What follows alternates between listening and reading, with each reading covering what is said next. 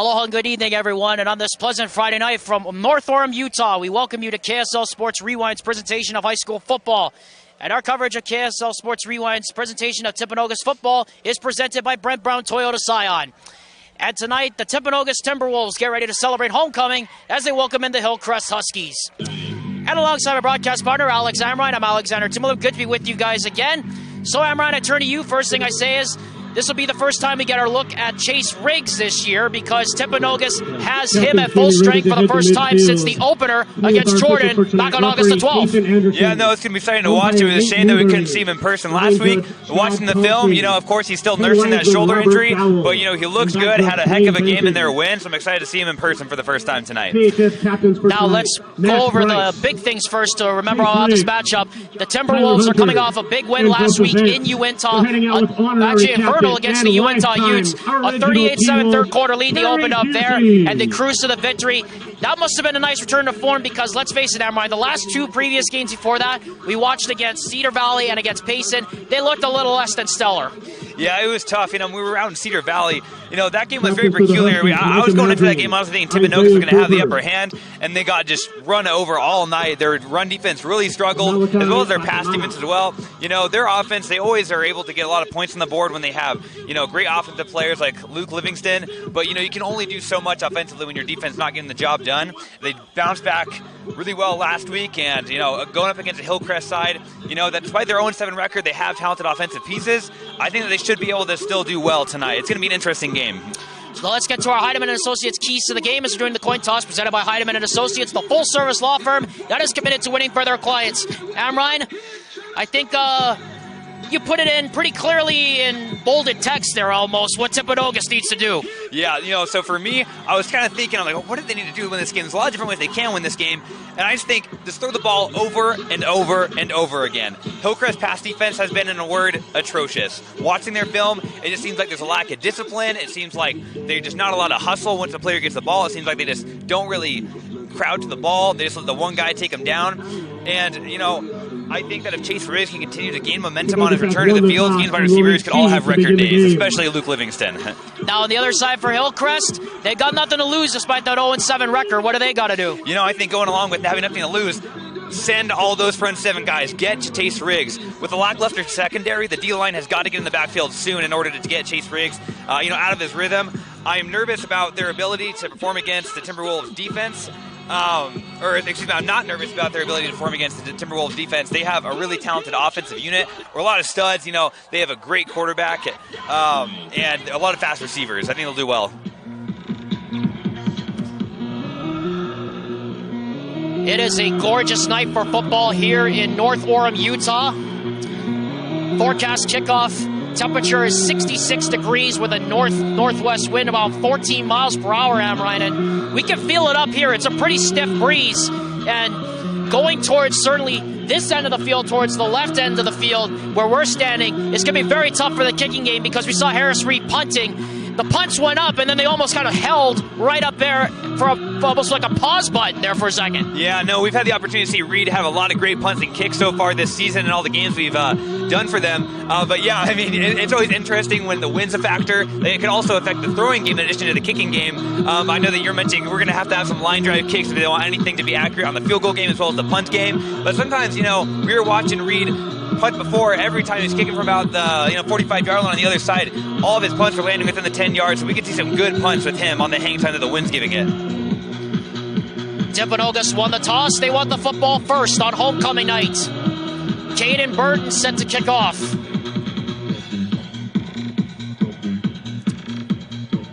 It's been a nice week off, but Amrine and I are glad to be back on the air once again. So with that, we ask you to settle back. In and watch. Burton sends us away, and the kickoff will be returnable inside the 5. Out to the 10, 15, 20, 25, 30, 35. And getting brought down about the 35-yard line on that return. A decent one there for the Timpanogos Timberwolves by Parker Harvey. And that's a good starting field position there for Chase Riggs and the T-Wolves. Yeah, it was interesting. They chose to kick off from the right hash rather than the middle of the field like most teams do. And the risk that you run there is leaving a big gap in the middle. A lot of players didn't stay in their lanes right there. That's a number one to do on kickoff teams when you're kicking off. They didn't do that right there. Great return. They're starting off about the 37-yard line.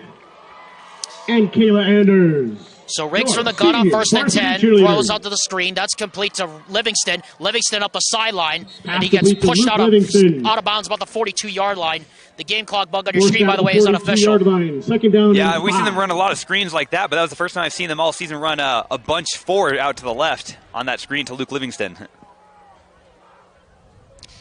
And off goes to Bretzing on 2nd and 5, and he's got a lane out to midfield, and he gets out to the 45-yard line, and that's another first down, the first one of the game for the Timberwolves. Yeah, Bretzing, you've seen a lot more touches that we've seen MG Iosefo mainly take reps on the defensive side of the ball, not as many times as, of course, at quarterback for a little bit there when they're still trying to figure out quarterback game. Bretzing with the ball again, going on the outside. And he's got a lane again onto the right side, but there's a flag down in the offensive backfield. Forced out of the 35. And where the yellow hanky's tossed, I suspect we're going to have a holding. Yeah, it looks like the way that Chase Riggs was looking at the ref, he already knew it was going back 10. Holding against Timpanogos. So back it up 10 yards on the penalty. First one of the game. 11:19 is officially the time here inside the stadium. We're having some score bug issues. We apologize. We're going to get it figured out here in just a moment. First and long, T-Wolves.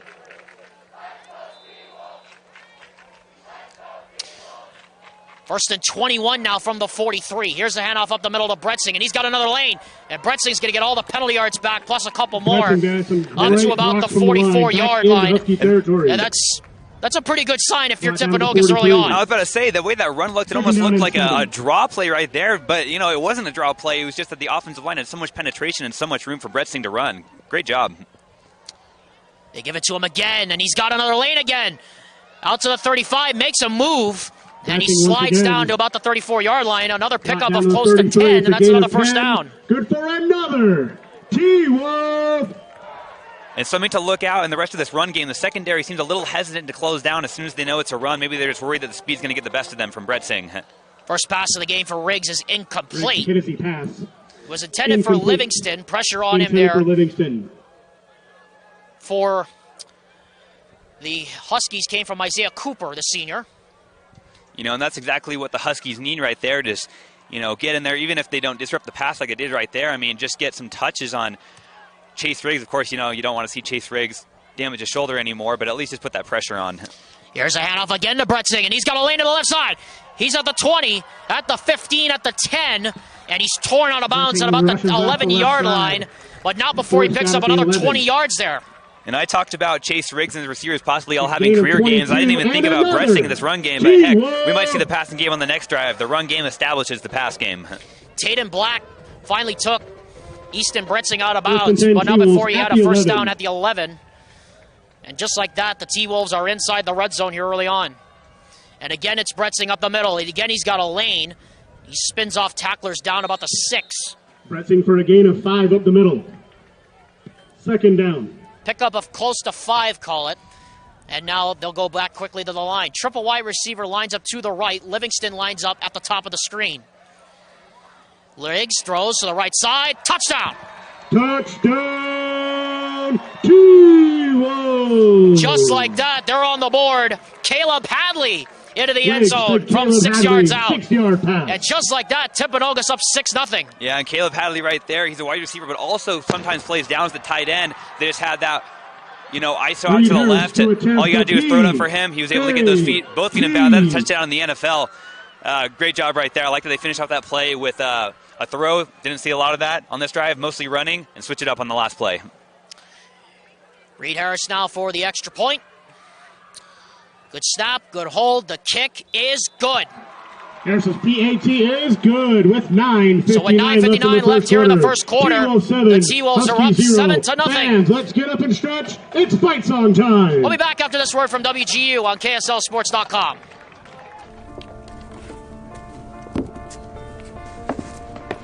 College wasn't built for me.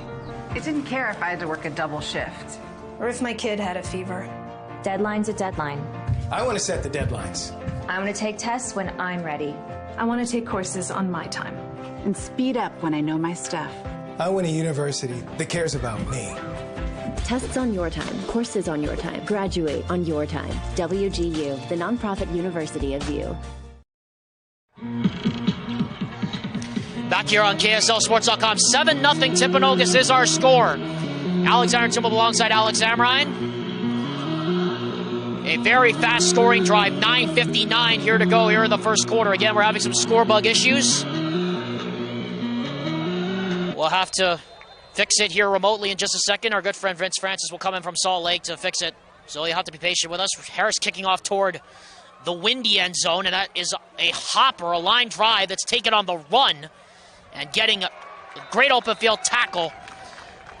Kickoff returned out to the 21-yard line. Cody Hawks on the stop. By Jose Reyes. Cody Hawks and Jose Reyes there on the stop of Josiah Gonzalez.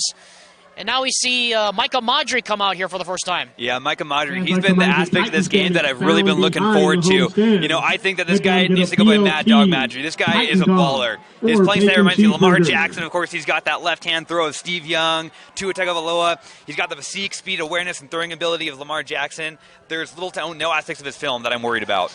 Well, they start in the Wildcat on the first play, and the handoff by Braden Wetzel to Marcus Solers go absolutely nowhere.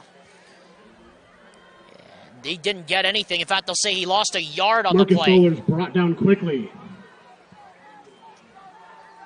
Interesting, we don't see Micah Madry on the first play, so it looks like they're going to have Braden Wetzel come in as the Wildcat QB. And it looks like he's on the sideline, actually, with his helmet off. It's interesting. We saw him warming up and taking passes.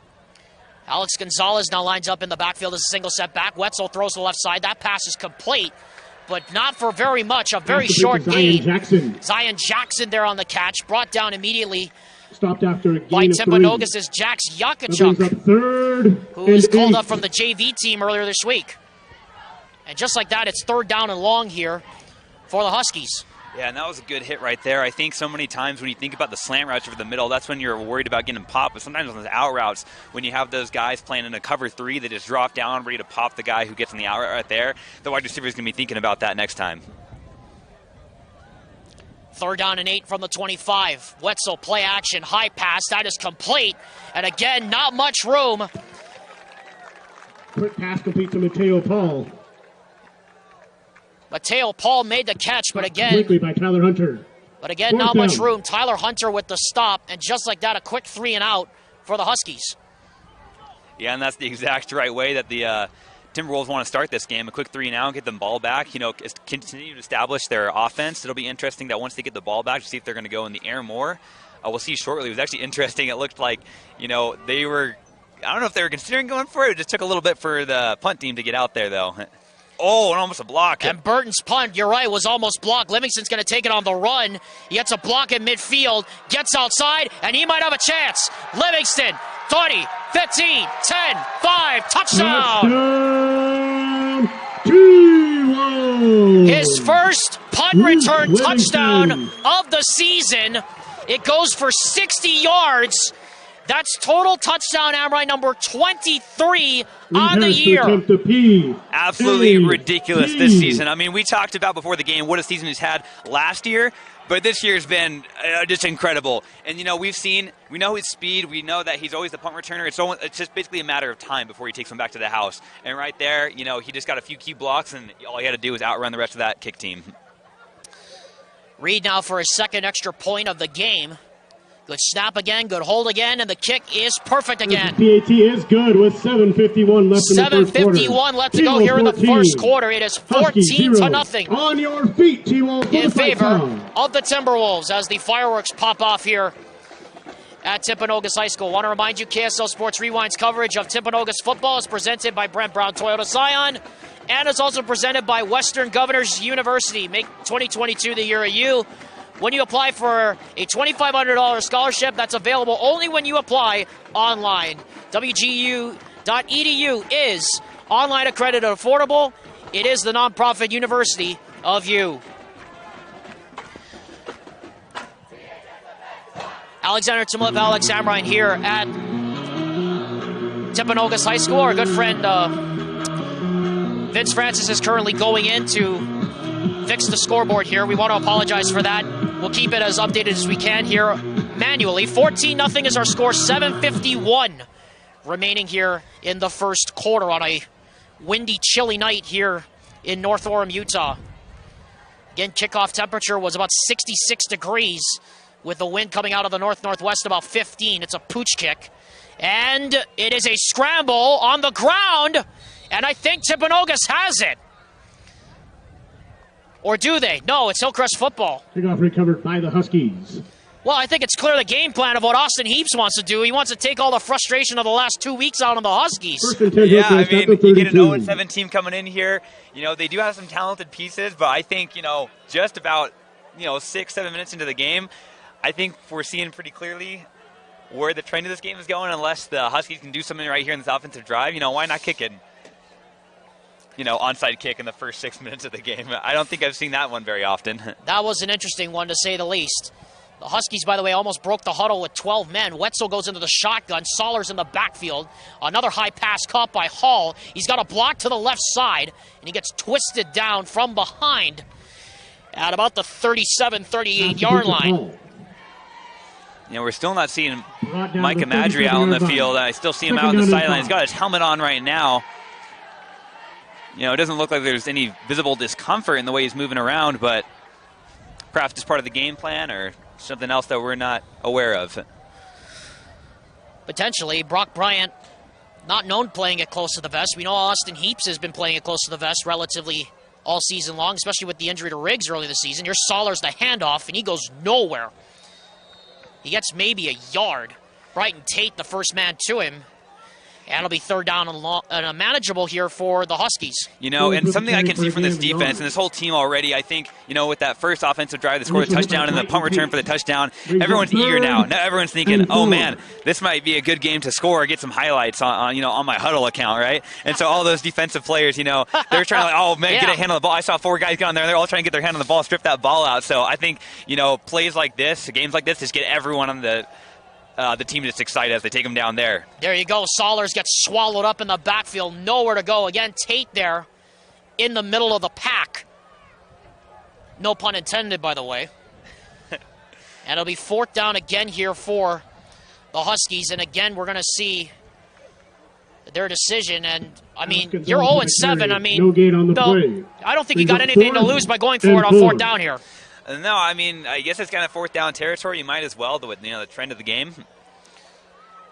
Almost looks like they're going to pooch punt it from here, and they are going to pooch punt it. And Wetzel's going to get a good one off, and he's going to let it, and they're going to let it run. The T-Wolves are. And this is going to work out pretty well. That's going to tumble inside the 10, inside close to the 5. It's going to die right at the 6-yard line. A 56-yard pooch kick. First and 10. But it makes sense though, Amrine. I mean, you're kicking with the wind, and so you're going to get a little help and a little buffer from the backside on that. Yeah, I mean, it worked right there. Thankfully, they got the favor of the roll on that one. Rolled about 15, 20 yards further into the Timberwolves' own territory. And I was kind of curious because I wasn't really sure what they were doing, and I don't think that Coach Heaps really knew what was going as well, so he decided to keep his defensive unit out right there, see if they try to trick defensive play. He's confident in his offense that, we can drive this ball 94 yards down the field and score a touchdown. They've done it before, so.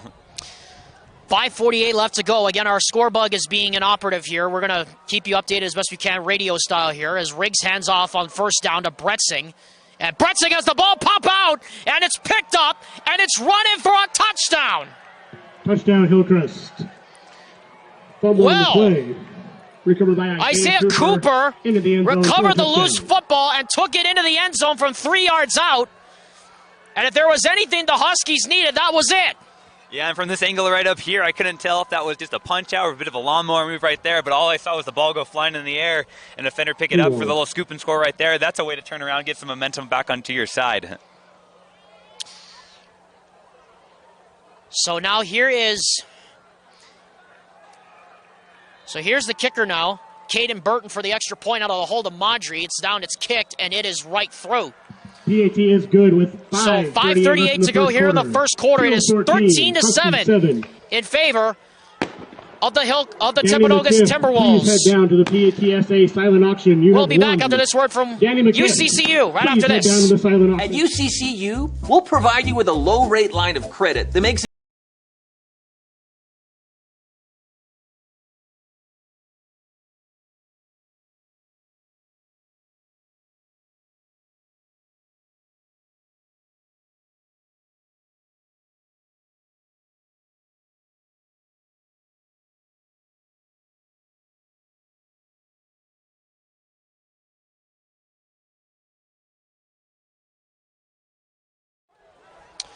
14-7 is our score between Hillcrest and Timpanogos, with the Timberwolves leading with 5:38 to go here in the first quarter.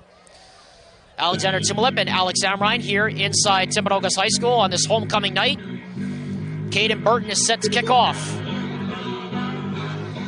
You know, I'm sure the offense is going to come out here and just, act like that never happened, put some points back on the board, make it a 14-point game again. I know when you have games like this where you start off with such a hot start, you almost want it to be perfect from there going forward. So that's frustrating they had a mistake like that, a mistake that resulted in a touchdown. Burton's kickoff goes inside the 5 and another chance to return it. And out to the 25, out to the 20, stumbling to the 25 as a penalty flag goes down behind the play. As that was a decent return there, but there's a flag down by Parker Harvey. But again, there's going to be a block in the back called. And we'll hear the referee for the first time here tonight. So there it is, and that will back up the Timberwolves inside the 20. And that's such a common penalty on these kickoffs, First and 10 T-Wolves at the 14. I'm honestly surprised that, there's not more coaching on how to prevent that. It's just so instinctual when you want to block a guy, to prevent him from getting in the way of your kick returner, but it's so instinctual to just, shove him from the ground. But, of course, that's going to get a flag almost every time. 14-7 is our score. 5:29 to go here in the first quarter. Riggs from the shotgun. Hands off to Bretzing. Has a whole left side. Takes it into the stack, and he gets out to the 20. He'll pick up about maybe 6. First contact made there by Isaiah Cooper. And one thing that's so impressive with Bretzing is just his downhill running ability when he goes off to the side like this. I mean, just powering down the defensive tackle right there. What a catch there by Livingston on the fade route up the sideline, and what a throw there by Riggs. An easy first down. That's a pitch and catch right there. I'm sure Timberwolves fans are very happy to see again. Yeah, I know. I mean, Livingston, he's had quite the effect on the special teams right there as we got trips out to the left. And Livingston now in the gun, and everybody moved except the center. Timeout, Hillcrest. Because there was a timeout. I didn't see a flag, Amrine, but that was everybody moving except the center. I know, that was going to be one of those classics. I mean, we've been around so many games so far this season, especially with the Timpanogos side. We've seen so many flags come out. It's been kind of ridiculous. So at this point, I'm just trained. When I see a flinch or anything like that, I'm like, all right, where's the flag? And where's the false start? Where's the encroachment on the defense? Finally, we just get a timeout. Yeah, it's about time we got that. We want to bring you up to date on the games that are going across the network tonight. We want to remind you that the game of the week is over in Morgan tonight, where Grantsville is taking on Morgan. Skyridge is taking on Lone Peak tonight. The Skyridge team that lost to Corner Canyon last week got upset by the Chargers. Mark Winterton and Moose Bingham have that game. And, of course, JT Wistersill, Isaac Asiata have American Fork against PG. Pleasant Grove taking on American Fork tonight. And I have to say, Amrine, after seeing what Corner Canyon did against Skyridge last week, they were down 14-0 and ended up coming back to win the game by 4. You can't seriously tell me that Corner Canyon, they look like a favorite. We could see that matchup again at Rice Eccles Stadium in a few weeks. Yeah, I know, and I think the main takeaway from that game, I mean, we know at Skyridge, they're just like football giants this season. They almost looked kind of just unstoppable, and then just absolute grit right there from the Corner Canyon team to come from behind and win that game. Yeah, I was sitting on the side of the Corner Canyon fans, and we all witnessed their reports of their demise was premature, according to the Standard Examiner's Patrick Carr, as Bretzing gets taken down in the backfield for no gain. Bretzing brought down behind. Yeah, and right here is when you start considering opening up the passing game right now. The defense is so anticipating the run game right there, and it's not like it's been, that crazy of a run game. Pretty simple, just inside zone runs.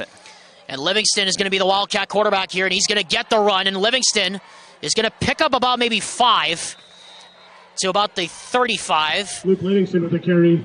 4:19 and rolling here on the clock, and then I'll bring up 3rd down and 5. And Livingston will remain in as the quarterback in the Wildcat. Riggs, the main quarterback, splits to the left. He's in the top right of the triangle.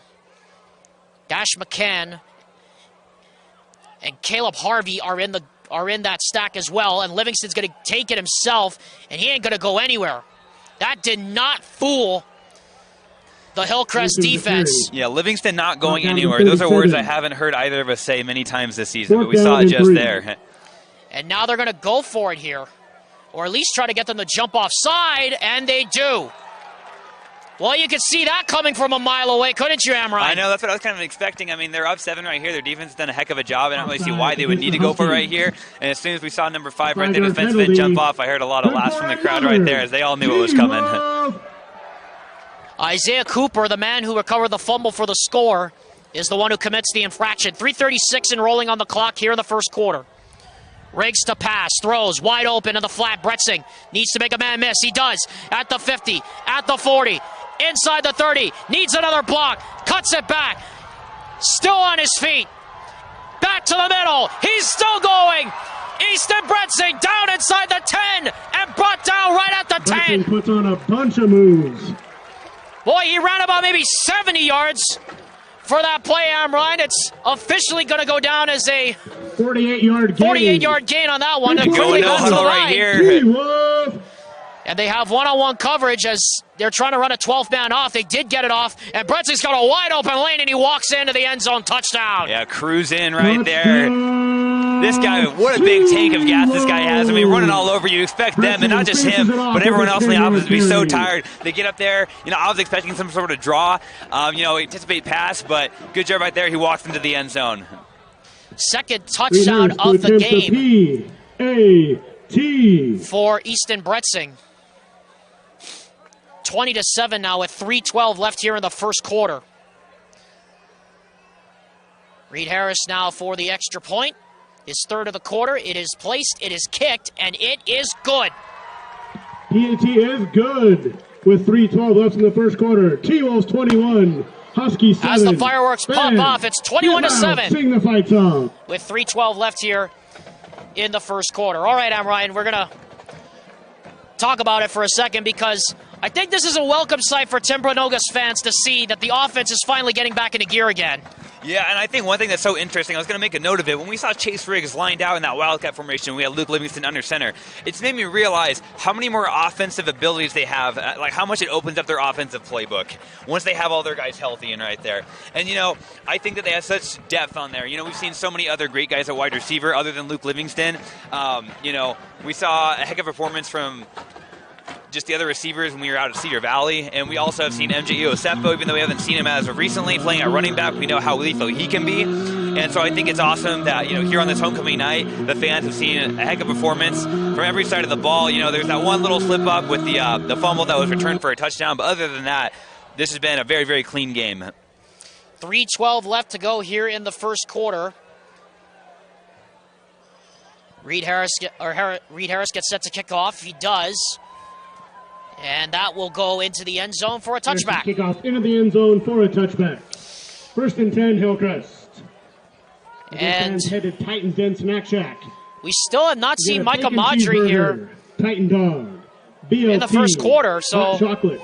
Apparently Brock Bryant feels comfortable to leave Wetzel in there as the Wildcat quarterback for right now. I mean, I know that you made a note about how they have nothing to lose, right? Try anything, but I guess, switching out your starting quarterback who looks like a stud, I mean, that's one that, you don't hear about very often, but, if the coach feels confident in it, might as well. Wetzel hands off to Sollers, and Sollers will pick up about 4 to about the 24-yard line. Sollers with a 4-yard gain. 2nd down and 6. As our friend Vince Francis is trying to correct our scoreboard, we're keeping it as updated for you as we can here inside the stadium. 2:50 and rolling. And what's been a dominant first quarter. It started with an Easton Bretzing rushing touchdown, and then a Luke Livingston punt return touchdown of 61 yards.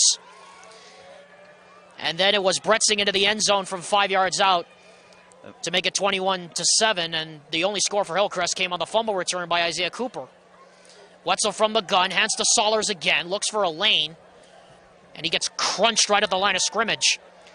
This has just been such a good performance thus far in the run game from the Timberwolves linebackers. I mean, because there's decent enough penetration on the offensive line to create some holes for the running back for Hillcrest, but then the linebackers just swallow them up and limit it to a maybe 3 at max 4-yard gain. So 3rd down and 4 now. 2 minutes and counting left here in the first quarter. 21-7 Timpanogos.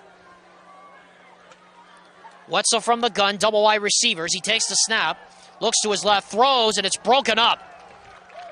And a flag comes Pass in late incomplete. Flag as on the Aiden field. Vongsawad looked like he jumped over the top of the intended receiver. So they're going to have a conversation about this. Zion Jackson was the intended target, and I think it is going to be PI for Vongsawad coming over the top. Pass interference against the T-Wolves is the call. Yeah, and I can kind of see, the reasoning behind that pass interference call, jumping in there, disrupting the receiver before the ball even really got to him. I'm always the kind of guy that I think the defenders should have, a lot more leeway in that. I'm a fan of that kind of aggressive game right there. But, heck, that's a break right there. Put them in a better field position, probably their best field position of the night. Yeah, no kidding. 21-7 is our score. 1:47 left here in the first quarter. Again, Vince Francis is correcting our scoreboard problems. Here's a handoff to the left side on the counter, and a big hole to the left side there for Alex Gonzalez. And he will get out to the 46-yard line. Decent pickup of 6. Gonzalez off the left Gonzalez side. one of the guys I was watching in pregame, and I mean, of course, they were just doing like run through and stuff, but I really thought, when this guy turns on the jets, he can really go downfield and go down there fast. And so, maybe that's one of the things that they're going to keep on going to after a decent gain right there on first down. I was really impressed with him. I think that he could also get some guys, putting some people on skates, so to speak. So I'm hoping we can see more of that, get this offense rolling. 1:11 left to go here in the first. 1:11 and rolling left to go here in the first quarter. 21-7. This game's flying by. It's crazy. Sure is, man. Probably a good thing for us because it's freezing up here. As Wetzel hands off. Cold. Yeah, it's Gonzalez left side, and he's got a lane out to the 40, out to the 45, out to the 43-yard line, and that's a first down there for the Hillcrest Huskies. And so, I guess that, Gonzalez into T-Wolves territory. and I guess that attitude of not having nothing to lose is giving them a bit of life because. First and 10, Huskies. They're getting on a bit of a roll here. No, yeah, now they're pushing into Timberwolves territory right there. And one thing I liked right there is, he just waited for, the gaps to open up, found a lane, chose the right one, and, picked up a first down, good gain right there. And we saw it looked like, if that last defender was right there, you could have gone the distance. 35 and rolling here in the first quarter. 21-7 in favor of Timpanogos, but Hillcrest is driving. Handoff goes to Solers, and he goes nowhere. Solers brought down. Buried in the backfield, Tyler Hunter. First contact. Yeah, so thus far, this game, if correct me if I'm wrong, I've seen 3 pass plays. I've seen 2 out routes to the right side of the field and 1 little bubble screen that was thrown very high to the left. Other than that, it's all been runs. So the defense, they only have so much guessing they have to do right there. And, they guessed pretty correctly right there, stuffing the running back in the backfield. That'll be the end of the first quarter. That'll do it for the first quarter. Our score 21-7 in favor of the Timpanogos Timberwolves. Back after this word from Salt Lake Running Company on KSLSports.com. As Dr. Jensen presents Norley Hall with the Spirit of Timpanogos Award. For the past 18 years, Norley has exemplified THS spirit. Every holiday or spirit day, Norley goes all out to show his T-Wolf spirit. Our school is one of the best kept facilities in the state, thanks to his hard work. Norley is a workhorse that goes above and beyond to meet each teacher's needs in a timely manner, and consistently keeps Timpanogos looking like a country club. Over the years, he's donated thousands of dollars to Sub for Santa to help the families of Timpanogos High School. Norley is a military veteran. He served our country in the Army during the Vietnam War. Norley, thank you for your service to our country, and thank you for the day-in, day-out work you do to create the culture at Timpanogos High School. Ladies and gentlemen, let him hear you, Norley Hall. Testing. Thank you very much for that, Eric. Thank you, Dr. Joe. I'm so honored I'm speechless except for this.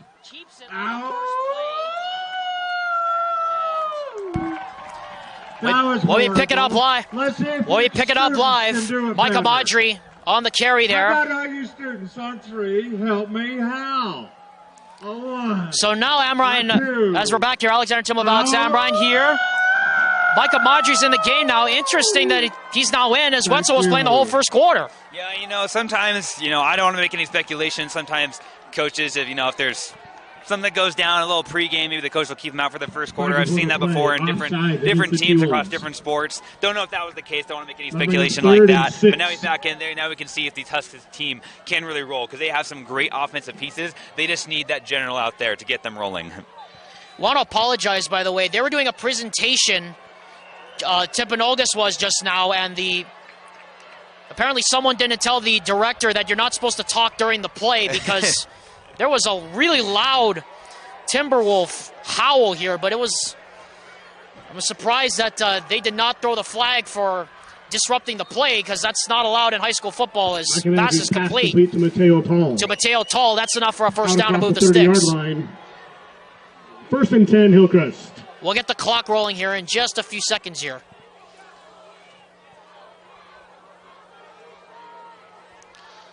Maudry from the gun, looking, throws. Pass was tipped, but it's caught out the far sideline, and Litzter gets over there. Well, back-to-back completed passes. Seeing a guy like Maudry, look Braden at the Boyle. way that he's just directing everyone right there. Getting everyone set in motion. I really like this already. Their Husky offense, thankfully, right before the last quarter ended, they had some momentum going. Right in time for Maudry to get out here. 10:39 and rolling unofficially on our clock. It's 10:44.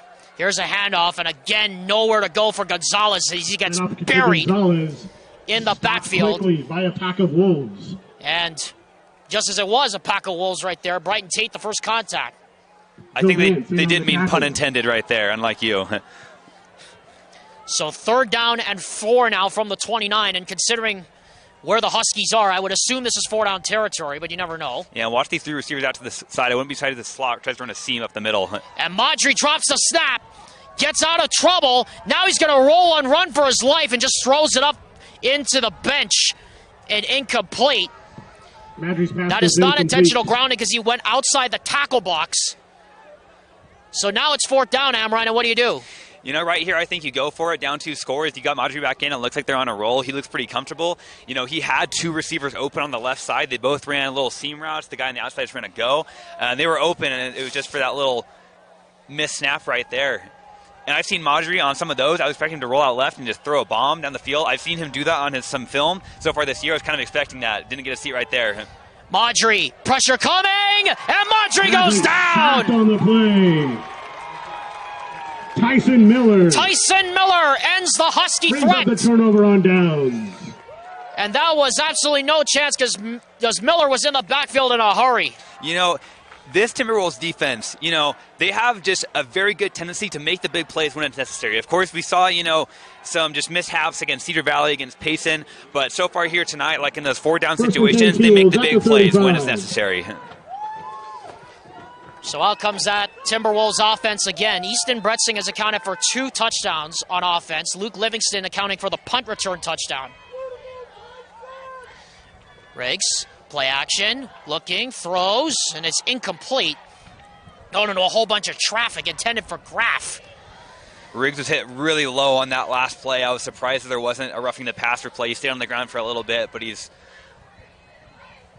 up and walking around as he's looking to the sideline for directions for this next play. You don't want to see that after he sustained an upper body injury. The last thing you want to see is a re-injury to that or a lower body injury.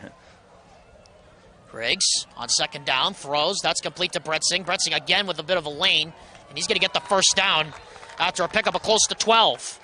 Well, it's not very often that 2 defenders will go up to gang tackle a guy, and he chooses to just put his head in between them and push through and get the first down.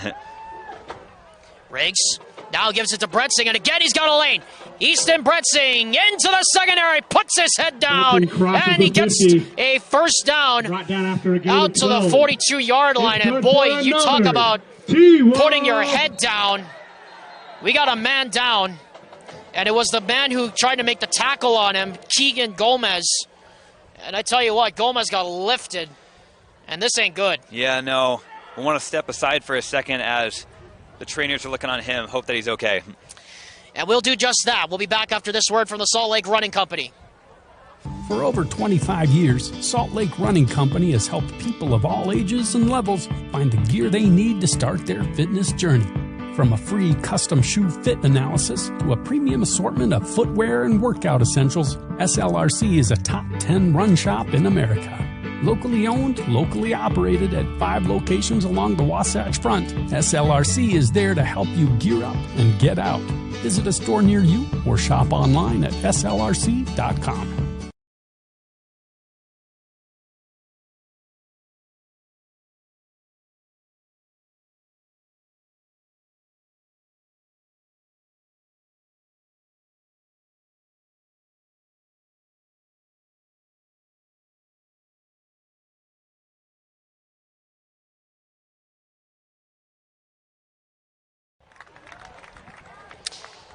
Back here out of the timeout, Alexander Timolip, Alex Amrine here for Timpanogos football, presented by Brent Brown Toyota Scion on KSL Sports Rewind. Our telecast tonight presented by Heidemann and Associates in Western Governors University on a chilly, windy night here in North Orem, Utah. It has been all Timpanogos so far, the only mishap being the fumble return for a touchdown by Isaiah Cooper. Riggs throws. That is complete. McCann needs to make a man miss. He does. And Dash McCann is down inside the red zone to about the 17-yard line. That's enough for a first down. McCann.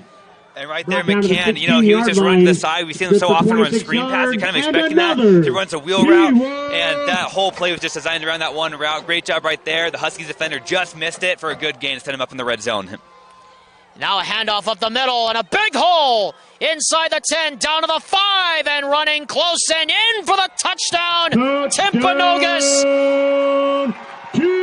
is number 38. That is Jaden Robinson, who normally plays on defense. And the big boy gets into the end zone for the first time this year. Hey, spread the wealth when your offense is rolling like this. 16 yards. Well, they just called it to Dash McCann, but it was Jaden Robinson who scored the 6. To attempt the PAT. So Reed Harris now to attempt the extra point to make it a 28-7 game. Good snap, good hold, and the kick is good. 28-7. With 9:06 left here in the first half, as the fireworks get shut off again for the 4th time here in this first half. So while we have a moment here, we want to remind you next week, KSL Sports Rewind is proud to bring you more coverage of high school football. Join Dusty Litzter and Brian Brown as Skyridge takes on Pleasant Grove. That's next Thursday, 7 o'clock on KSLSports.com. It's a Friday night, which means it is Rewind night. And Alex Amrine, I will tell you, one of the games we are excited to watch next week, Corner Canyon Lone Peak on ESPN. You talk about a must-see game. That could be your 6A state title game preview again for a second straight year. Yeah, 2 great programs, 2 great schools, a lot of history, and, you know, they're doing great right now. Corner Canyon coming off that, you know, great upset victory against Sky Ridge. It's going to be super exciting to see that, you know, on national television as well. Be the second straight year we have a Utah high school football game on ESPN. Last year was Corner Canyon against Bingham. That was on ESPN as Harris kicks this one right through the end zone, and it's through the uprights. End zone for a touchback. It doesn't count, though. Correction on the last touchdown. It was Jaden Robinson, the bowling ball, with the touchdown. It was a product of what's to come on a night like this. I mean, the wind is blowing pretty stiff from the back of the kickers going towards that end. Yeah, you know, anyone who's going to be, it looks like it'll be the Timberwolves in the second and fourth quarter, or second and third. I sometimes get confused how they do the flipping of the fields, but, you know, it looks like they're going to have the advantage as far as the wind goes. So, you know, maybe if they get stopped, maybe they'll try a long field goal. You know, their kicker's got a heck of a leg. Well, Reed Harris will also have the benefit of the wind at his back, too. On 1st and 10 now from the 20. Here's Madry handing off to Solers. And Solers is going to get a decent gain of about maybe 5. Solers with the carry for to a the left 5-yard side. gain. 2nd down and 5. 28-7 is our score if you're just joining us. Alexander Timmo alongside Alex Amrine here at Timpanogos High School. You know, and if this Hillcrest team really wants a chance, I think they have to score a touchdown on this drive. They got to make a statement, show that they're still fighting. There it is right there over the middle. Pass is caught by Hall. And Tall gets out to about the 40. They'll mark him officially at the 39, and that's enough for a first down for the Hillcrest. And it's funny, this team, they run like plays that are almost designed to look like RPOs. You know, they're really just play actions, but they have a quarterback who can run, so of course they're going to design those plays to keep the defense on their toes.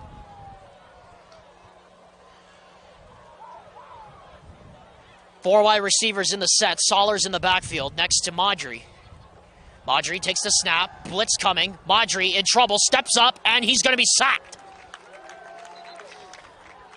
Brought down from behind there. Not much chance for him to get out of the pocket as Curtis King comes in to make the sack. That was a great job by the defensive line. First, they were just playing contain, but they got a turn right there. Forced Micah up into the pocket, but then just the defensive tackle were there to meet him, bring him down for a loss of 2nd and long. Officially under 8 minutes to go. The game clock is not working. Now it's rolling.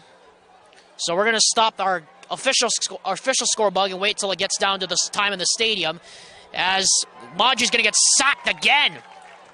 Quarterback sack. You know, Amrine, that's one of the things I put in the game notes is that this Timpanogos defense brings down Madrid. Had close to 20 sacks total in the first 4 games, but they haven't been able to get any pressure on the quarterback.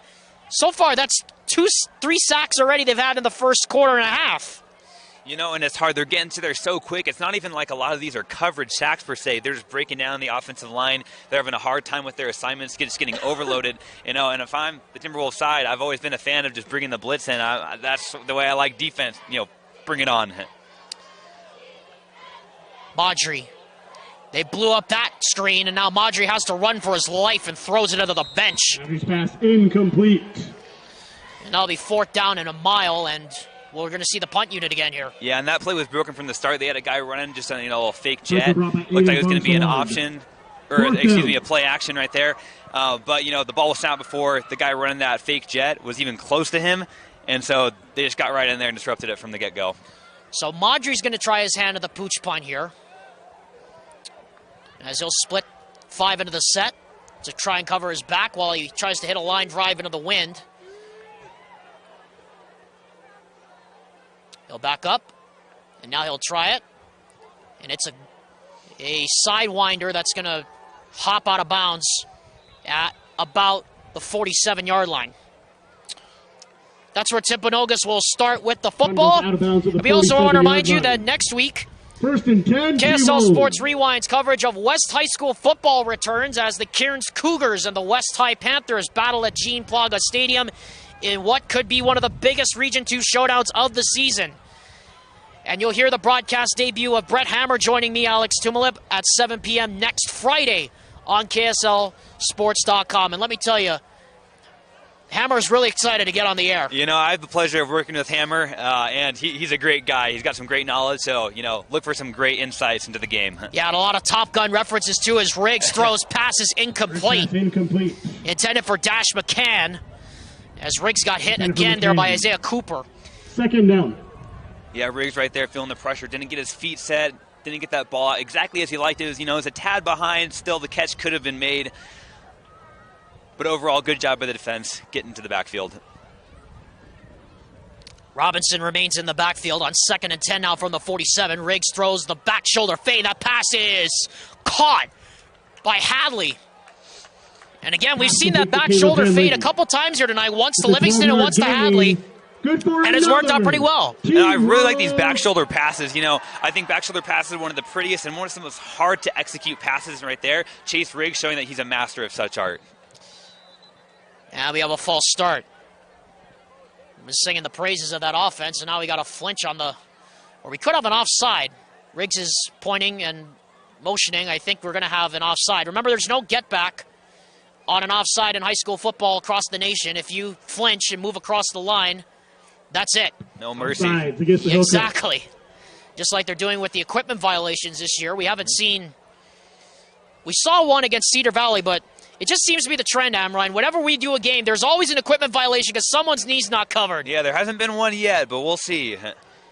Oh, you better not have jinxed it. Riggs pump fakes now, throws into coverage, and it's incomplete as Livingston wasn't looking. Some miscommunication there on that one, Amrine. And, boy, they're lucky they didn't get that one picked off because Braden Broyles was sitting right there in the middle of that zone, ready to pick it off and run it back. Yeah, you know Broyles is so frustrated right there. You know, get the offense back on the field, give them a chance to score while the second quarter is still alive. That's frustrating one right there, just miscommunication on offense. Bretzing's got a huge hole, and he's got a lane to the 20, 15, the 10, and steps out of bounds inside the 5. Or close to the 10, they'll mark him right there. And they just keep gashing and gashing away at that run. A 27-yard pickup for Bretzing. And the T-Wolves will get right back to the line. You know, one thing I do want to mention, we were talking about knees not covered. Mateo Paul in the defense, if you see at the bottom of your screen, number 3, his knees aren't covered, so we'll see if he gets called.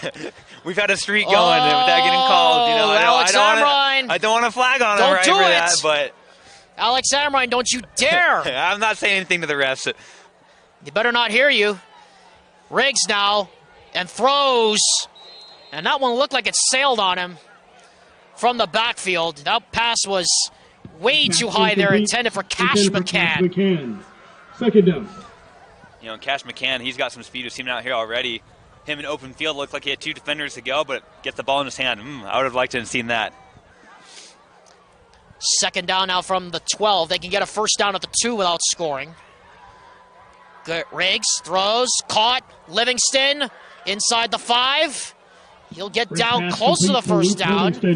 He'll get down to the 4. They'll mark it there. It's an 8-yard gain, and it'll be third and 4-yard line. Call it about maybe 2. Yeah, good little crosses route right there. And I mean, it was pretty tight coverage, but Luke Livingston, so hard to stop. And again, another offside. Flag on the play. And that's going to make it first and goal. Offside against the Huskies. Inside the 2-yard line for the Timberwolves. And like you said, no get back right there. He just came up trying to anticipate it. Maybe anticipating a little run by Brett Singh as we've seen earlier in the game. Third and short.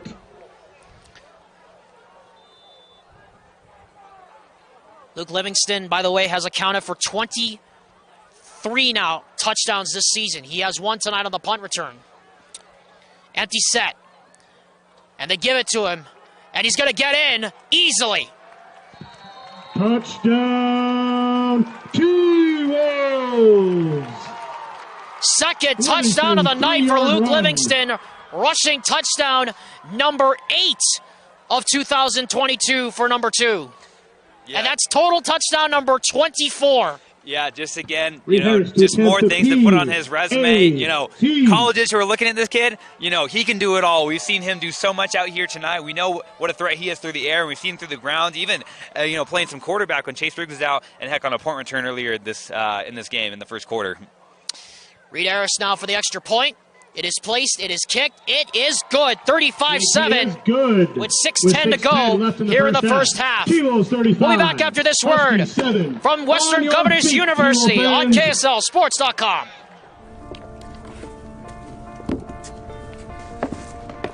College wasn't built for me. I didn't care if I had to work a double shift. Or if my kid had a fever. Deadline's a deadline. I want to set the deadlines. I want to take tests when I'm ready. I want to take courses on my time. And speed up when I know my stuff. I want a university that cares about me. Tests on your time, courses on your time, graduate on your time. WGU, the nonprofit university of you.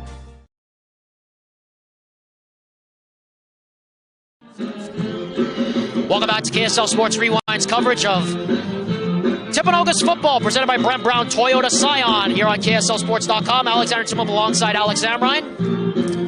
35-7 is our score with 6:09 officially left here in the first half. Luke Livingston has accorded 2 touchdowns, 1 punt return, 1 rushing touchdown, his 8th of the season, and 24th total.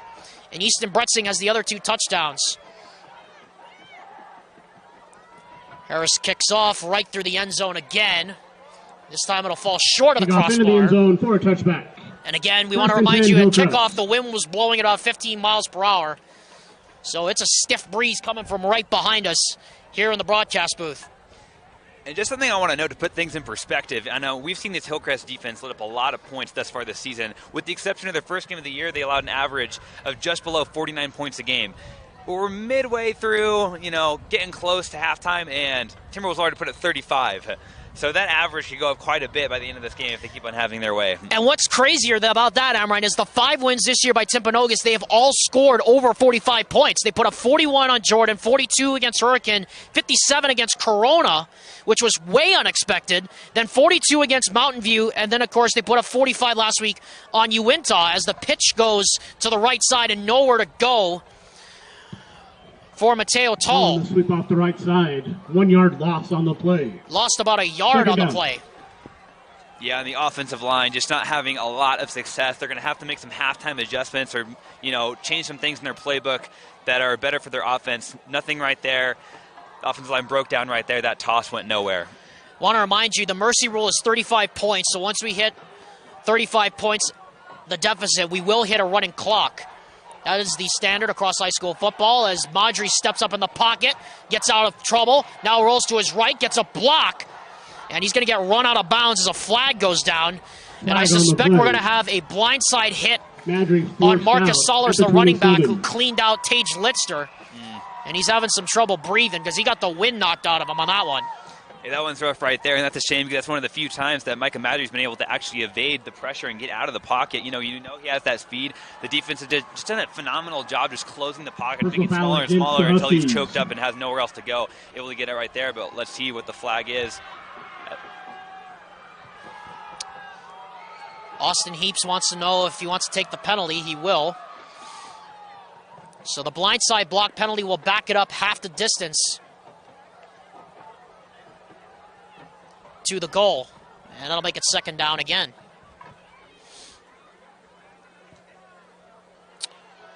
$35-7 our score, in case anybody is listening on the KSL Sports Zone, 97.5 FM at 1280 AM.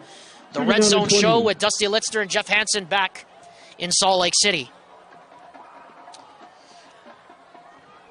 Paul goes in motion. They swing it to him in the flat, and it's a high pass, incomplete.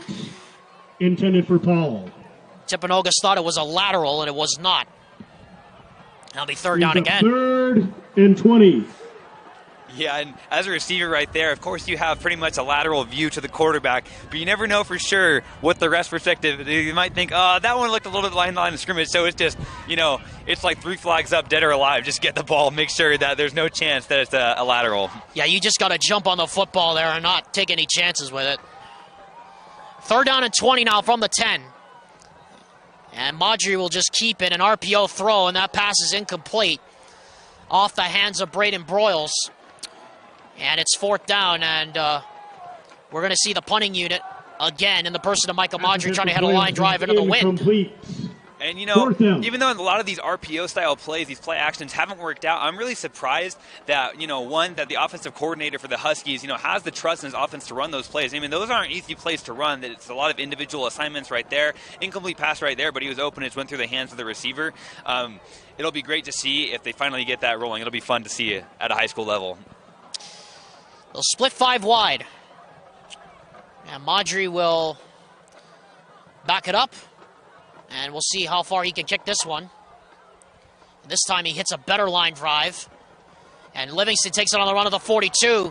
And Livingston at the 30 stays on his feet. Does he have any friends? He's at the 20, 15, the 10, the 5, in for the touchdown. But there is a flag down at the 17-yard there is a flag line. And I have a feeling it's coming back for a holding, I think. Yeah, I couldn't see which player it was on the Timberwolves side, but I saw him throw up his hands in the air as he saw the flag go up in reaction. So it looks like it will be on that said Timberwolves player. Holding against Timpanogos. So it is holding. That wipes out the punt return for Livingston. I mean, that would have been the hat trick. Hat trick and number 25 on the year to yes, boot. he would have hit the silver ante, 25. But it was not to be. That, by the way, that punt return touchdown in the first quarter, that was his first career punt return touchdown he's had as a Timberwolf. That would have been crazy if in his first game that he gets one. Why not get 2? That would have been quite a feat. But anyway, it's Riggs in the gun now from the 28 on 1st and 10. Riggs throws, pass is caught. What a catch! Pass is made by Josh Graff. Josh Graff laid out and made the snag down to the 21-yard line, a pickup of 9. And Josh Graff, he's been kind of one of those unsung heroes on this offense. Whenever they go to him, he's like old reliable. He just gets the job done. Great circus catch. Riggs, pump fake, throws, and that pass is nearly picked. Livingston goes incomplete. Isaiah Cooper on the coverage of Livingston, and it's 3rd down. Yeah, and that was dangerous right there. It was the second time that we've seen a ball from Riggs just end up right in the arms of a Huskies defender. Neither of them have ended up going the other way, but, you want to be careful with those. And here's Bretzing on the carry. He's got the first down. Easton Bretzing down to the 14-yard line. Inside the 14-yard line. A gain of 7. Good for another. T-Wolves. And the Timberwolves just keep on marching here in the first half. Scored 21 in the first and are approaching 21 here in the second. Riggs swings it out. That's complete to Bretzing. Tripped up inside the 10. He'll be marked short of the first down, inside the 5 by about a half an inch. Yeah, Bretzing, he just smelled the end zone. He just jumped out, hoping to get as close as he can. He got it out to the 4-yard line or so. Livingston lines up bottom of the screen, matched up against Mateo Paul. Second down from the 6. Riggs to his right, throws into the end zone for Graff, and it's through his fingers, incomplete.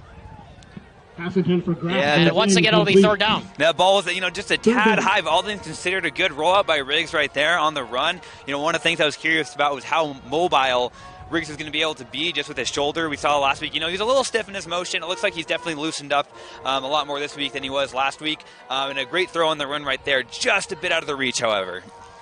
Third down and a yard now from the 5. Mark it officially at the 6. They can get a first down at the 5 without scoring. Bretzing in the backfield. Riggs trying to draw the Hillcrest defense offside. And Austin Heaps will signal for a timeout. Timeout, Timpanogos. And we'll take one with them as well. Back after this word from Brett Brown, Toyota Scion on KSLSports.com with the T-Wolves leading 35-7. When Brent Brown Toyota in Orem became the #1 Toyota dealer in the nation in customer loyalty, our sales surged. That continued explosive growth leaves us without the amount of used cars to meet demand, paying unheard of prices for trade-ins, or we'll just buy your car outright at Brent Brown Toyota in Orem.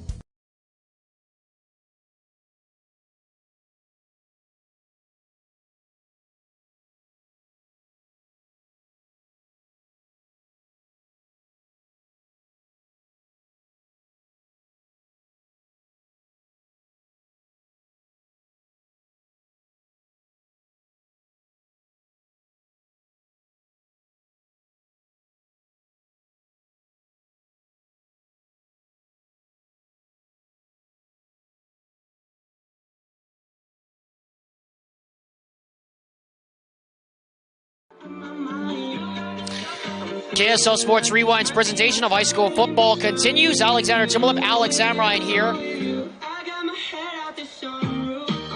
at Timpanogos High School. 35-7 our score between Timpanogos and Hillcrest on this homecoming night.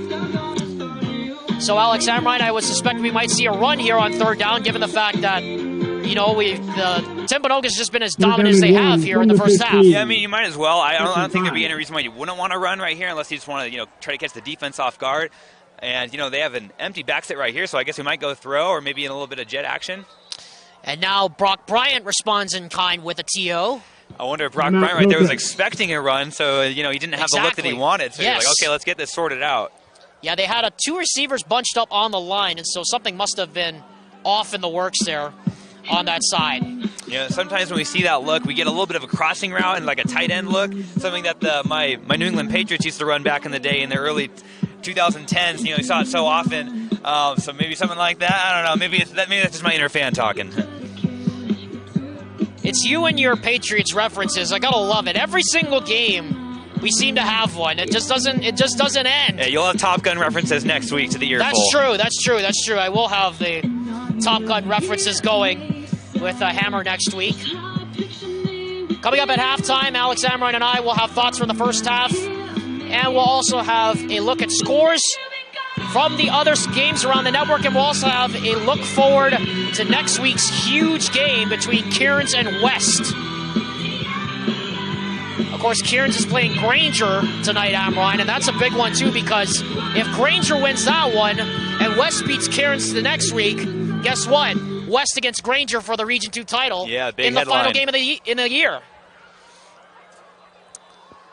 Definitely have a look forward to all those games. We'll have a fireworks show coming up at halftime as well. We'll have some of that for you as well. On 3rd down and 1 now, it's a backwards pass to Livingston, who's looking to throw, and he's not going to have anywhere to go here on this one, and he's just going to have to throw it into the end zone, and it's still caught for the touchdown!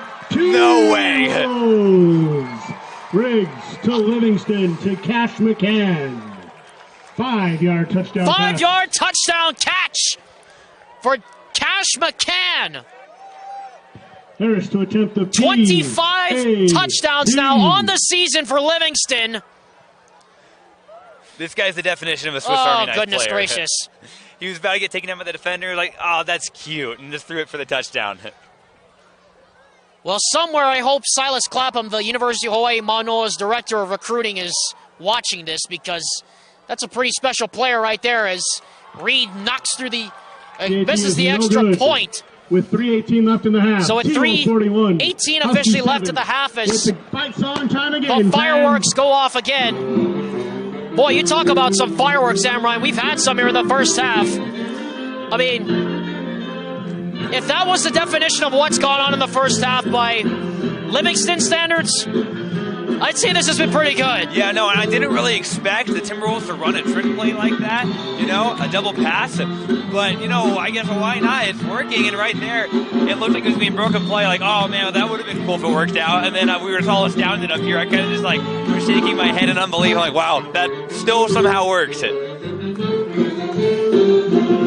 So for Livingston, that is his 10th touchdown pass of the season. He now has a rushing touchdown, a passing touchdown, and a punt return touchdown, so he's hit the hat trick. Yep. So he needs one more. So he needs one more, the receiving touchdown, and he will have, Amrine, get this, he will have had a passing, receiving, and rushing touchdown for the third time in 2022. That's great. Well, I was thinking, you know, put him at safety, see if we can get a pick six or something. Well, he got his first punt return touchdown for his career as a Timberwolf earlier tonight, as Harris will kick it through the end zone once again. There you go. See, I called it. Right through the uprights again.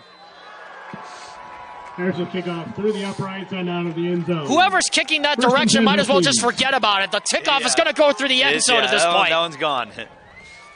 It's not a home run, but it might as well be. Second time that Reed's kicked it through the uprights tonight on the kickoff. But again, that's the product of what we've seen with the wind. The wind is blowing at about 15 miles per hour, and it's a stiff breeze. You know, right here, you're running like a 4-minute style offense. You just want to put some points on the board, something positive to go into the half with, take away, and try and build upon. I'm assuming they're going to try to do something different because nothing's worked out here so far. Maudry running for his life again, now just throws it up for grabs, and it's incomplete. Intended for Paul, and Nash Price swats it away. The coverage. Yeah, Nash Price right there. Good job just high-pointing the ball.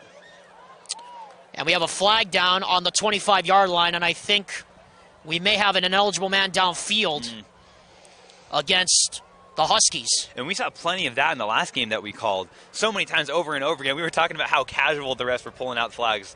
And, yeah, you're right. You know, it's been an ineligible man downfield.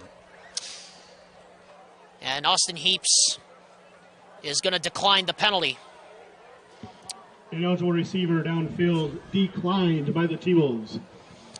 Second down and 10. So they'll take the incomplete pass, 2nd and 10.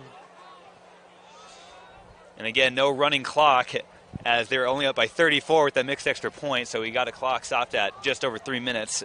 Yep, that's right. If Harris had made the extra point, we would have been in a running clock. Here's a handoff to Sollers. Sollers bursts through the line. He'll pick up about 4. Off right guard. Good for a gain of 3. Vance made the stop along with Brighton Tate, and it'll be 3rd down and 7 again. Now, and I could expect a little rollout throw right here, or it's a little slant over the middle. They got 2 receivers out to the right. You'd expect a little in route or maybe an out. They've done that quite a few times tonight. The Huskies started Braden Wetzel at Wildcat quarterback earlier tonight, and then Maudry came in the second quarter for those that missed it. And now he's going to drop back to pass, and he's going to have no time at all. He was sacked in a matter of seconds. That was King all over him, and King just put the crown right on top of his head. Oh, yeah, there you go right there. I like that. And, you know, one thing right there, it almost looks like they're running just like tackling drills, you know, with the big foam dummies. They're just swatting them away. And again, to the quarterback, just offensive line is just not doing their job. They're just not getting it done right here as we come out for another, as what we'll assume to be another little pooch punt. 4th sack of the game for the Timpanogos defense. King's 2nd of tonight. And Maudry almost got the T-Wolves defense to jump offside, but now they'll drop back. Livingston back to, get the punt. And this punt is a shank. And that's going to roll out of bounds inside the 15. That's pretty much how it's gone here in the first half for the Huskies. I don't know for sure, but that might have been very close to a negative yardage punt, which I don't know how often you see. I think that was a -3 yard punt, Emrine. -3 yard, oh man. And Maj, how often you see that? He's got to be frustrated. They haven't gotten the wheels rolling on offense so far. He's coming in. We know what an explosive player he can be, but this Timberwolves defense, they're just putting up, a steel curtain, so to speak, right there, and then a punch to boot. That's gonna be rough. Livingston lines up on the right side. Griggs in the gun, and they're gonna hand it to Bretzing, and he's gonna follow his blockers right up the seam, and he gets tripped up inside the 5. Brought down to the 5. And it'll be 1st and goal again. It's a 10-yard gain. Good for another. T-Wolf. Heard that quite a bit here tonight. Theme of the night. Yeah, because I don't even know if the Huskies have even reached 5 first downs. I think that would be surprising if they have reached that many. But the Timberwolves on the other side, they gotten up by quite a bit, and it looks like they're trying to figure out something with the play clock right here. No, I think they're trying to figure out where the spot of the ball is. I think that's what it is, because right now the down marker reads 2nd. I see. So they'll mark him. So they're actually going to mark Bretzing a yard short.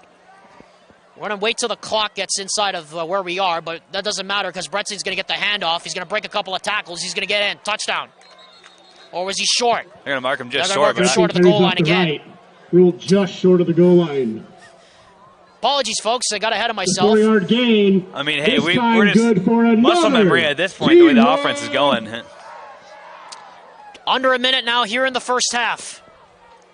1st and goal now from the half-foot line. So about first down and a Musubi to go here. Livingston's going to audibilize, and he's just going to punch it in himself, and he does. But there is a flag. Flag on the play.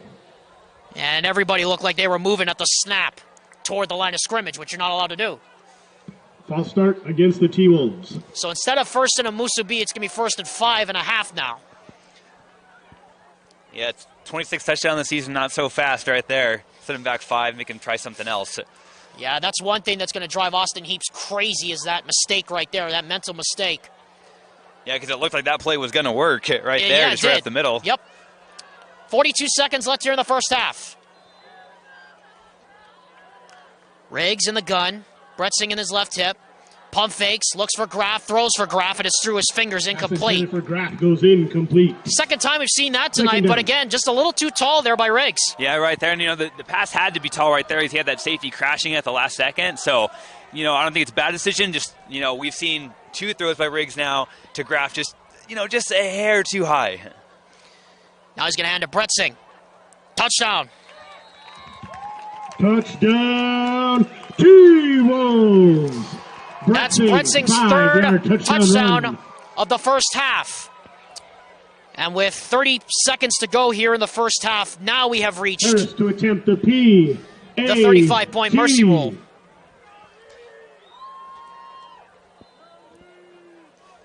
So Reed Harris, who missed the last extra point, will try not to pull a Jake Oldroyd here.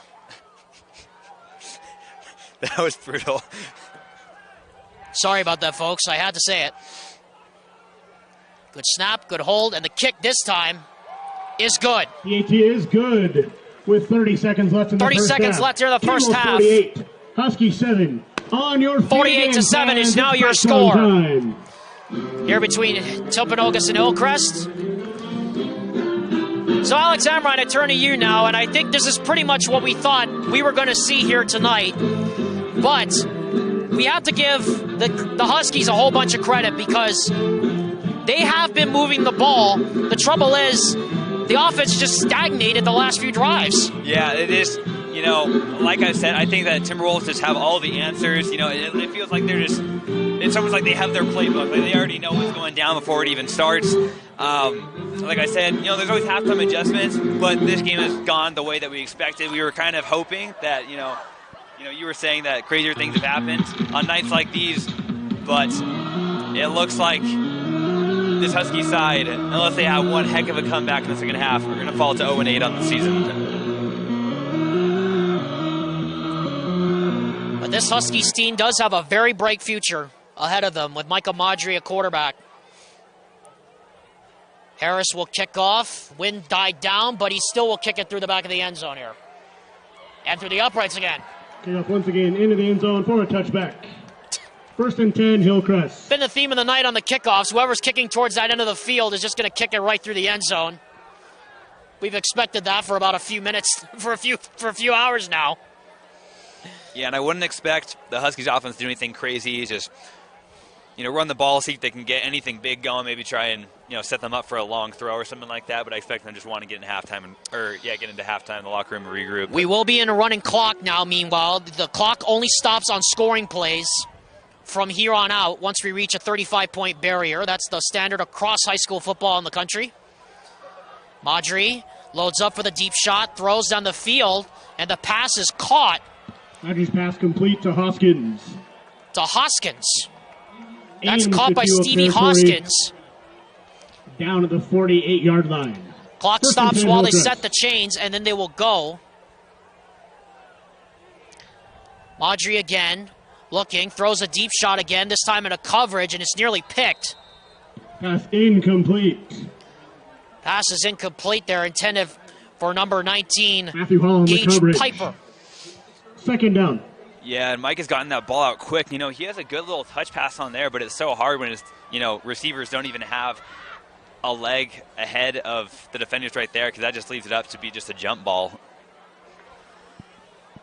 Coming up at the half, we will leave our stream on while we present the Timpanogos homecoming celebration, complete with the fireworks show. Our good man Chase Campbell will take care of that for you. And Amrine and I will just sit back and watch as Madri here on 2nd and 10, running for his life, now throws it into the dirt. Madri's pass incomplete. And incomplete. Intended for Mateo Paul. Mateo Paul, the intended target. And it'll bring a 3rd down again. And 10. That, by the way, Amrine, I looked it up in the rule book. The record for first downs allowed, I believe, according to the UHSA rule book, is 0. That was all the way back when they were playing with rubber helmets. Huh. But I'll have to look that up tonight. We may be getting close to that as Madri is out of trouble now, rolls to his right, running for his life, now really running for his life, and now just shovels it to Sollers, who bats it down as time expires. That's the end of the first half. Our score, T-Wolves 48. Well, I think that's the most exciting play we've seen from Micah all night so far, just running for his life. I mean, I said before the pregame, reminds me of Lamar Jackson. He certainly has the elusiveness of him. So we reach halftime with your score 48-7 in favor of the Timpanogos Timberwolves. And Alex Amrine, about what we expected, I think, in the first half. Yeah, no, I think it's been all around a great side, but it's crazy to think that Hillcrest's only points came from, at this point I think we say just a fluke of a play, a little scoop and score, take it back for the touchdown. Otherwise, this game would be 48-0, but 48-7 going into halftime. And I think that we might see some second stringers in the second half. That'll do it for our coverage here in the first half. Homecoming celebration KSL Sports Rewinds. Our returning alumni. Presentation of Timpanogos football is presented by Brent Brown, Toyota Scion. We'll be back in just a few moments with the homecoming presentation for Timpanogos High School, and we'll also have the fireworks show for you.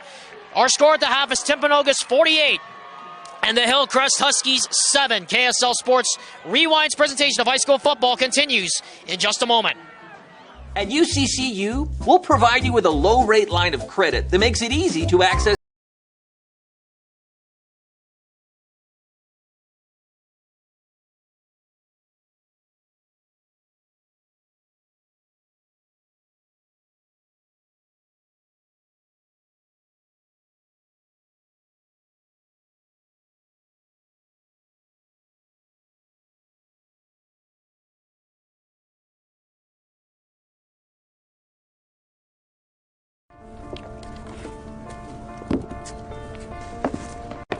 College wasn't built for me. I didn't care if I had to work a double shift. Or if my kid had a fever. Deadline's a deadline. I want to set the deadlines. I want to take tests when I'm ready. I want to take courses on my time. And speed up when I know my stuff. I want a university that cares about me. Tests on your time, courses on your time, graduate on your time. WGU, the nonprofit university of you.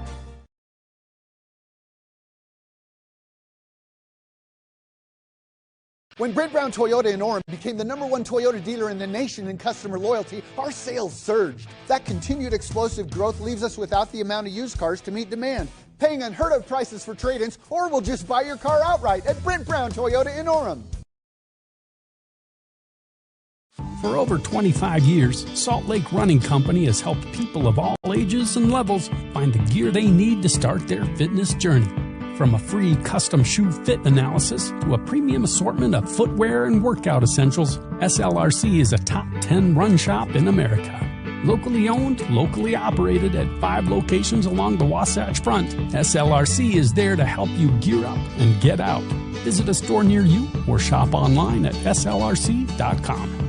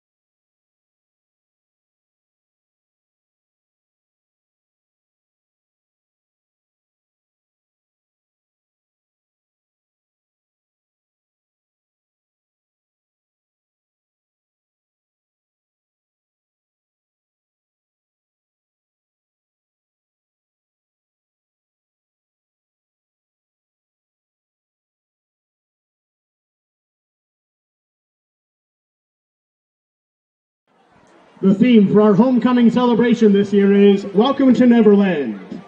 Our homecoming court this year was nominated by coaches, teachers, and advisors at Timpanogos. The king and queen were then voted on by the senior class of 2022. Please direct your attention to the center of the football field and welcome your 2022 THS Homecoming Royalty.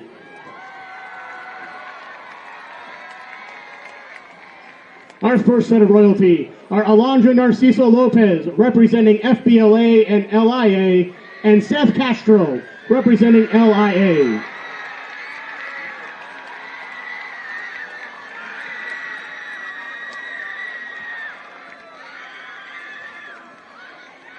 Next we have Abby Pickard, representing PAC, and Parker Paco Rose, representing NHS.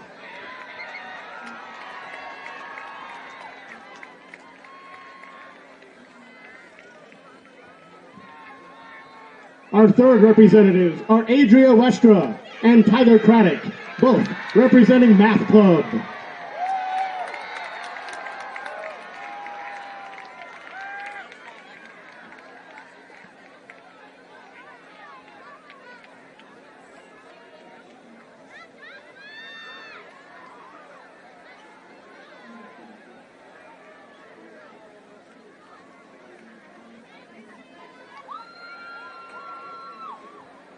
Next, Sabrina Romero, representing TDT, and Prue Gardner, representing Sources of Strength.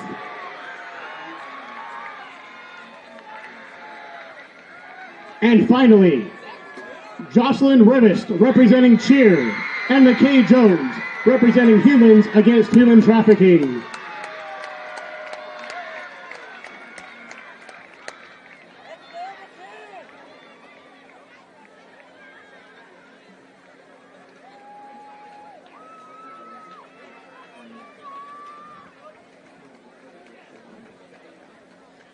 Ammon Pappenfoot's 2021 Homecoming King is accompanying Bella Morris, the 2021 Homecoming Queen, to the field.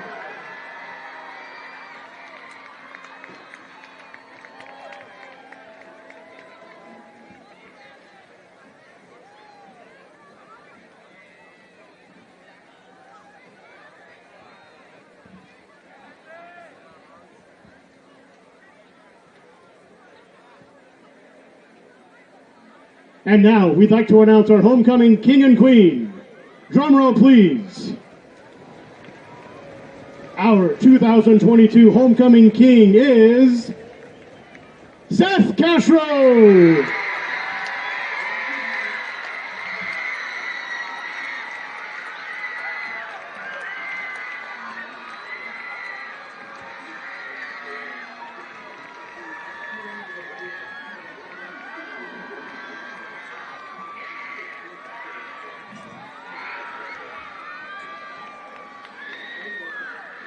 And now, drum roll, please.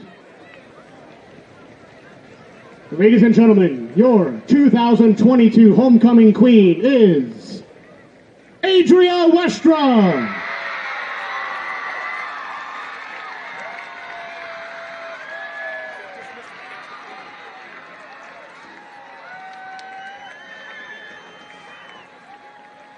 Congratulations to our homecoming king and queen, Seth Castro and Adria Westra. And congratulations to our other nominees.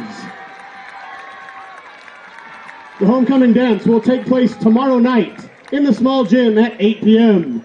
You may not purchase tickets at the door.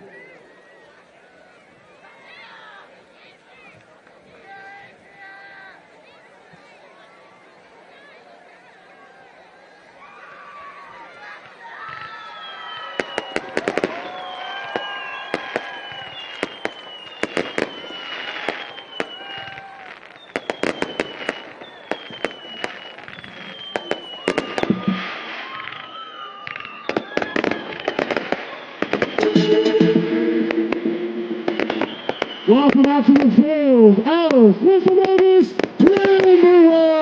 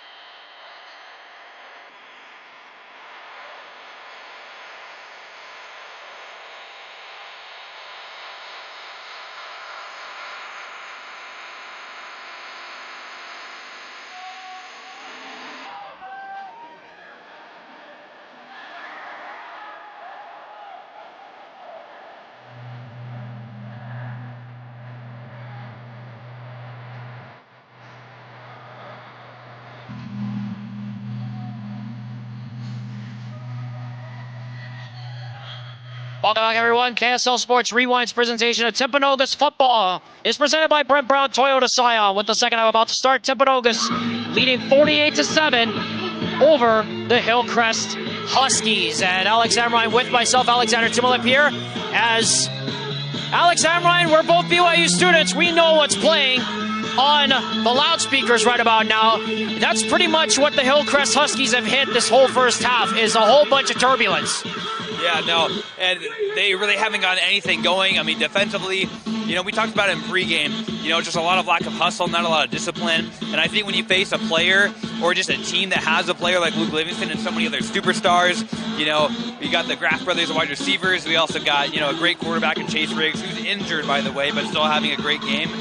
It's going to be a long night for a team like this, especially when on the offensive side of the ball, they can't even keep it close. And speaking of creating havoc in the first half, Luke Livingston was doing just that in the first half. Luke Livingston had receiving touchdown, a passing touchdown, and a punt return touchdown. He needs only one more, the rushing touchdown, and he will have his trifecta for the third time in 2022. I mean, this kid's off the charts. Yeah, no, and he almost had that rushing touchdown. Remember, they tried that little quarterback sneak on the Wildcat play, but it got called back because of a false start. He almost had it all right there. You know, the way things are going, it's just a matter of time before he does get that.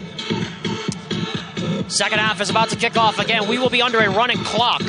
I think one thing that this Hillcrest Husky team really needs to do on the offense, play the outsides. They've been trying a lot in the middle, a lot of plays just out of shotgun. It's not working. You don't have time. Get that ball out quick. Get plays, you know, just get, you know, Micah feeling like he's got some rhythm in him, and then open the play back up from there. Harris kicks off. Theme of the night. It goes right through the end zone once again. This time not out the back of the end zone. Again, the clock will only stop on scoring plays. It will continuously run once the ball is snapped. For a touchback. 1st and 10, Hillcrest. So we will see. I believe it's going to be Micah Maudry to start the third quarter.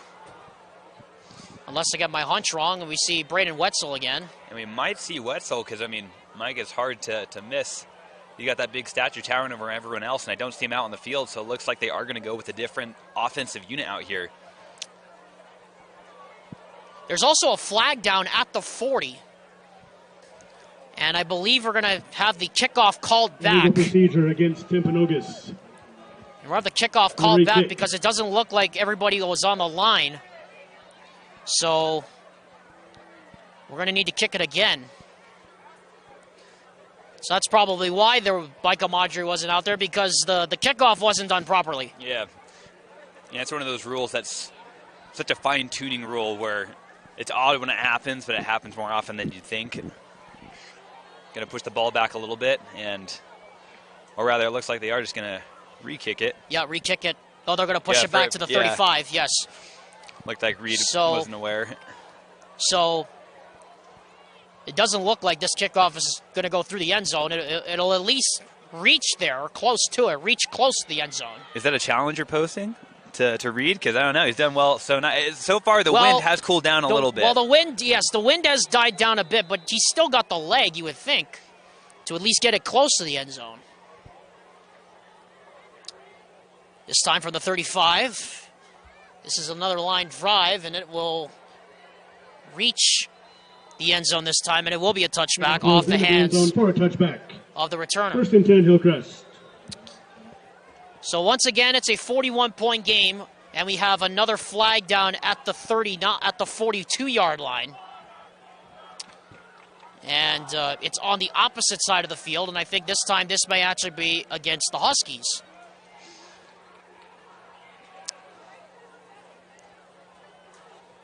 And it is. Personal foul against the Huskies. So that'll back the Huskies up inside the 20. It'll make it 1st and 10, half the distance to the goal. So I guess that did end up going in the Timberwolves' favor right there. Great kicking. From the 10-yard line. Yep. So the clock runs.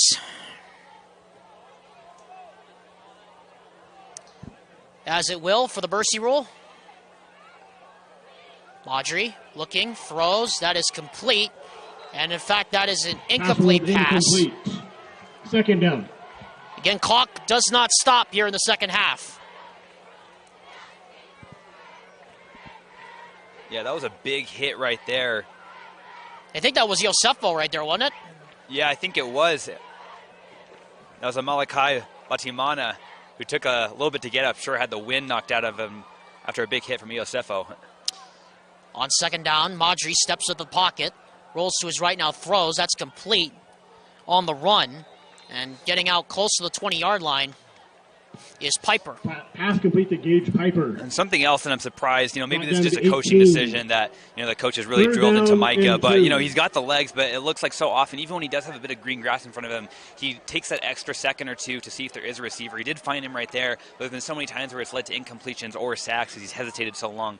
I'd like to see him just, bite at the opportunity when there is green grass. Well, speaking of green grass, here it is right here. As Maudry's going to pick up a 1st down across the 20, and then it takes a whole gang of Timberwolves to bring him down at about the 23-yard line. With the quarterback keep. Forward progress stopped at the 24-yard line. And so that will be a 1st down for the Huskies. 1st and 10, Hillcrest. Again, their only points came off a fumble return touchdown by Isaiah Cooper. And since then, it's been all Timpanogos. Yeah, this offense, they don't really struggle to put points on the board like we've noted so many times as another flag comes out. Yeah, it's a false start here against the Hillcrest Huskies. Well, now things are going in the trend of the way we call games. False start against Hillcrest. Now we just need that equipment violation. Don't say it. It's going to happen. You know it's going to happen at some point. Again, the running clock rule, in case anybody remembers, is it stops for scoring plays and also stops for penalties. 1st and 15. It will continuously run even if the team gets the 1st down. That is if the score goes over 35 and stays over 35, which we are at right now. We are at a 41-point game. Maudry throws. That pass is dropped and incomplete. Pass incomplete. Intended there for Broyles. So far, one thing that I'm liking to see, just had a handful of plays, but thus far it looks like, as far as the tempo of the plays themselves, Micah is trying to get the ball out a lot quicker, which is one of the things that I said they need to do if they want any chance of going in the game. With the running clock, it's going to be so hard to get back into the game. And, they've still only gotten about 10 yards in total on this drive. Maudry looking, throws. That is complete, wide open, and making the catch of the 40. And getting brought down there is Malachi Batimana.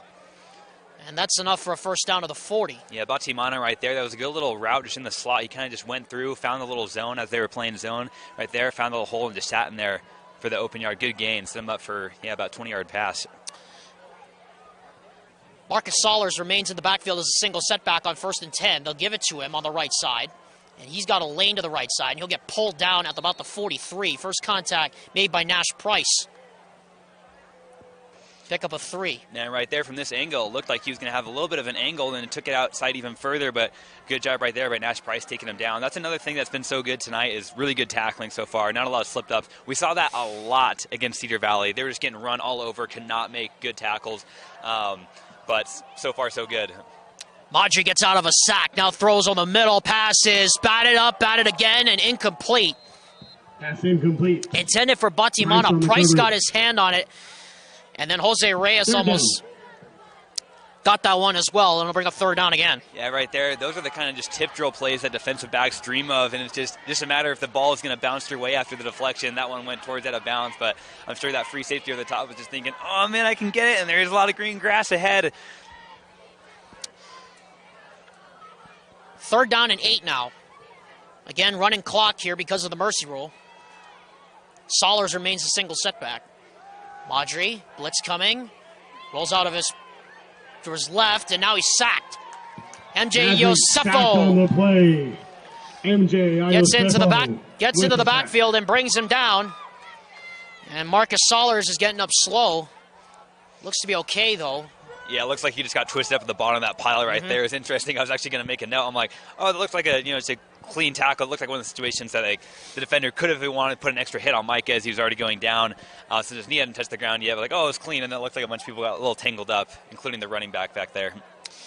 So Madri will punt it again. He had a -3-yard punt the last time.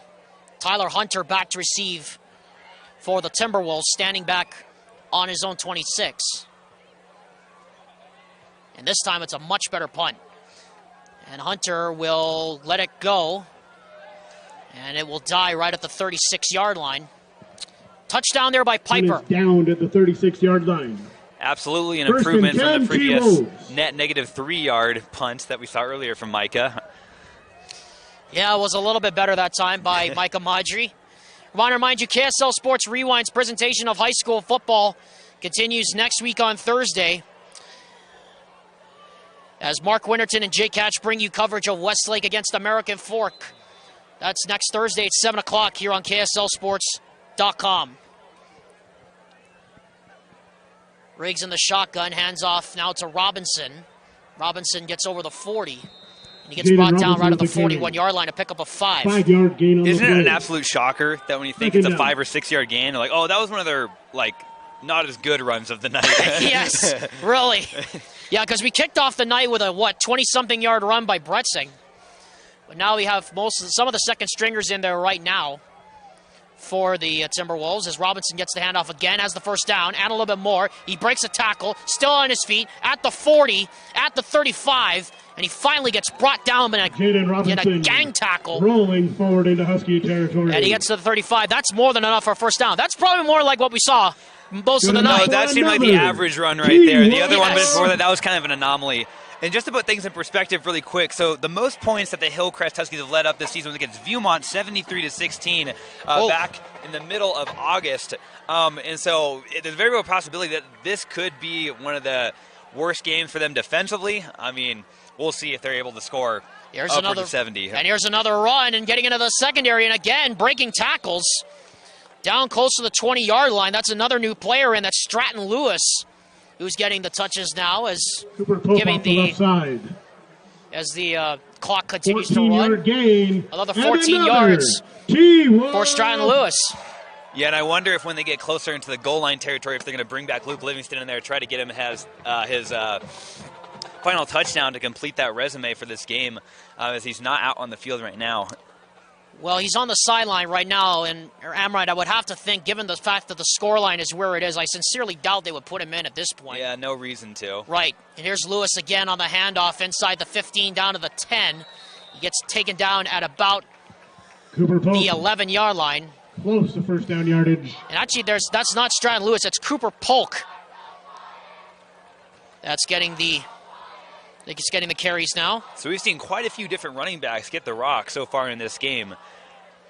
Because we saw 2 or 3 in the first half, and then we 2 new ones here. So they certainly know how to distribute the ball out, and they're just continuing to drive it just downfield. I know it was Bretzing who was just running just downhill so well, and it looks like some of these other running backs further down in the depth chart are doing just as well. Well, they give it off on the fly sweep. And that was blown up immediately as McCann goes nowhere. He gets brought down at the 20, hard. And that didn't fool anybody there on that Hillcrest side of the defense. Actually, McCann got nailed to the turf. Yeah, McCann, that's definitely not been the trend for him running the ball. We've seen him have some good runs, including a touchdown right there. A little slow to gut. Maybe it was more disappointment than pain. Here's a pitch to Polk on 3rd down and 9, and he's going to go nowhere. And so, given that the score line is where it is, we're going to see the field goal unit, and here comes Reed Harris. That's, by the way, Amrine, I believe it's the first negative runs of the night. First negative runs, yeah. And I think it's going to be, other than, correct me if I'm wrong, but other than just that fumble that was returned for a touchdown by the Husky defense, this is going to be the first time that I believe that a Timberwolves drive hasn't resulted in a touchdown. Yeah. I mean, even other than that, I guess all Timberwolves drives have been in a touchdown. Just one of them was for the other team. But, this is the first time we're going to see Reed out. We see what a good leg that he has just on kickoffs to see if he can throw him through the uprights. 38-yard attempt from the left hash for Reed Harris. Good snap, good hold, the kick on the way, and it is Harris's good. Field goal is good with 2:42 left in the third quarter. T-Wolves 51, Huskies 7. 2:42 left to go. Time. Here in the third quarter. And it is 51-7 in favor of Timpanogos. We'll be back after this quick word from Brent Brown Toyota Scion on KSLSports.com. When Brent Brown Toyota in Orem became the #1 Toyota dealer in the nation in customer loyalty, our sales surged. That continued explosive growth leaves us without the amount of used cars to meet demand, paying unheard of prices for trade-ins, or we'll just buy your car outright at Brent Brown Toyota in Orem. 51-7 your score. Alexander Timolip and Alex Amrine. We have 2:42 left with Titans Den being open. Head down and get your last-minute snacks now. We'll bring you up to date on the scores that we're seeing around the state on the red zone. We promised we would at halftime, but of course we were caught up in the homecoming presentation and the fireworks show. We hope you all enjoyed that. It's been a dominant homecoming performance here by the Timpanogos Timberwolves with 2:42 still left on the meter here in the third quarter as Harris kicks it off to the right this time, and it will go in the end zone for a touchback. And so Hillcrest has actually only ever had one game so far this season where they haven't scored an offensive touchdown, and that was their first game of the year against Crest High back in August, where they lost 3-0. So that's some old Leatherhead style football right there. Goodness gracious! I mean, you're talking about way old school. You're talking about the Iowa South Dakota State game earlier this year that was 7-3, and the two safeties were a part of the scoring for Iowa. I mean, that was leather helmet football at its best right there. Yeah, and excuse me, they also only scored 6 points against Tuello. So that's another game to know. Oh, good catch right there, back shoulder. Right. Good catch there by Mateo Paul. Nash Price with the tackle. And now we got a man down here. And this doesn't look good. This looks like a knee injury to Gage Piper. And this is not something you want to see because it looked like Piper got his knee caught in the turf. And this isn't good. This is the last thing you want to see if you're a Hillcrest fan. Yeah, and my eyes were focused on the catch there. Was it look like a no-contact knee injury? You said just get... If it was, I mean, that's not good. No, that's never... I mean, that's always, I feel like, worse nowadays. And that's one of the problems, I feel like, with some of this turf. Sometimes it's so good at helping you, make those cuts and stuff. Sometimes... it makes those cuts on your knees that you don't usually intend. But we'll step aside for a moment, hope that he gets up on his own strength. Yeah, we're hoping the best for Gage Piper. You see Coach Brock Bryant. We'll step aside, and we'll be right back. At UCCU, we'll provide you with a low-rate line of credit that makes it easy to access the...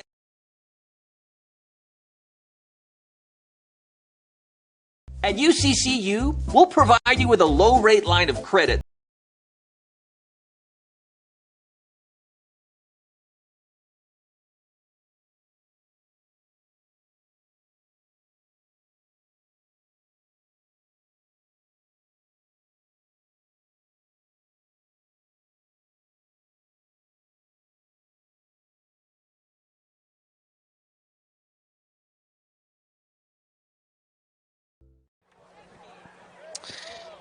Well, Gage Piper walking off the field with some major assistance. Alexander Timolip, Alex Amrine here. 51-7 our score with 2 minutes and 13 seconds officially here in the third quarter at Timpanogos High School. Again, we are on a running clock because of the 35-point mercy rule. It was 48-7 at halftime, and Timpanogos added to their lead with a 38-yard field goal by Reed Harris. Yeah, and despite the punt that we saw in the last Husky drive, I did like the tempo that they had, as I've mentioned before, and, you know, we had a good catch right there over the middle before the injury timeout. Oh, it's a muff punt. That's not what you want to see, or a muff snap. Yep, Maji's rolling for his life, now throws. It's incomplete. Intended there for Broyles, and it'll be third down and again. And Amrine, you know, the funny thing about this game is that Hillcrest early on in the game looked like they had some tempo. They were moving the football very well. You know, this team has a really good foundation, I think, to build on in the future. No, absolutely. You know, and Mike has got a few more years left in him, right, to play here at high school. Pass is caught out on the edge, trying to make a man miss. Is Stevie Hoskins, and Hoskins gets thrown down by Race Helm. It'll be fourth down, and it's going to be another punt. Pass complete to Hoskins. For the Hillcrest Huskies. Brings up 3rd and 9. Actually, check that. It will be third down now. Remember, the first down play went for no gain, and then the first down play was an incomplete pass. Second down was also an incomplete pass. Now this is third down. Madri steps up in the pocket, trying to get away from trouble, and he is brought down. The ball comes out, and it looks like Timpanogos has it. And then it's loose again at the bottom of the pile. And who's got this one? Big scrum near the sideline. Fumble on the play. And it is Timpanogos football. Or rather, it is Hillcrest football still. So it was fumbled again. And so after all that, Hillcrest will keep it.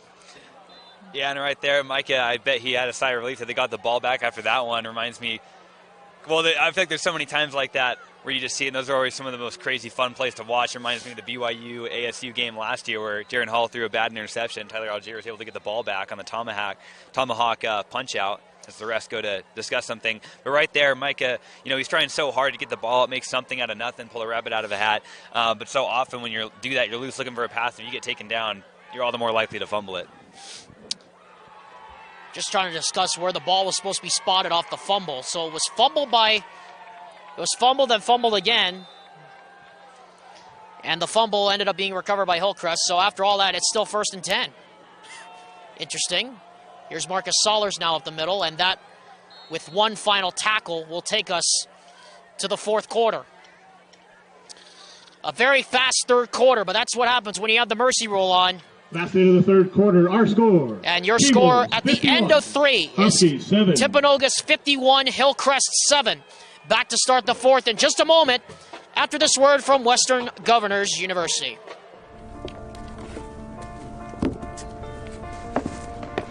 College wasn't built for me. I didn't care if I had to work a double shift. Or if my kid had a fever. Deadline's a deadline. I want to set the deadlines. I want to take tests when I'm ready. I want to take courses on my time. And speed up when I know my stuff. I want a university that cares about me.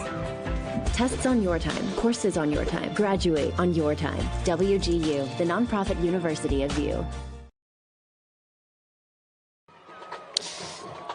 KSL Sports Rewind's presentation of high school football is presented all season long by Western Governors University, UCCU, and Heidemann and Associates. We'd like to remind you that Timpanogos football and KSL Sports Rewind is presented by Brent Brown Toyota Scion.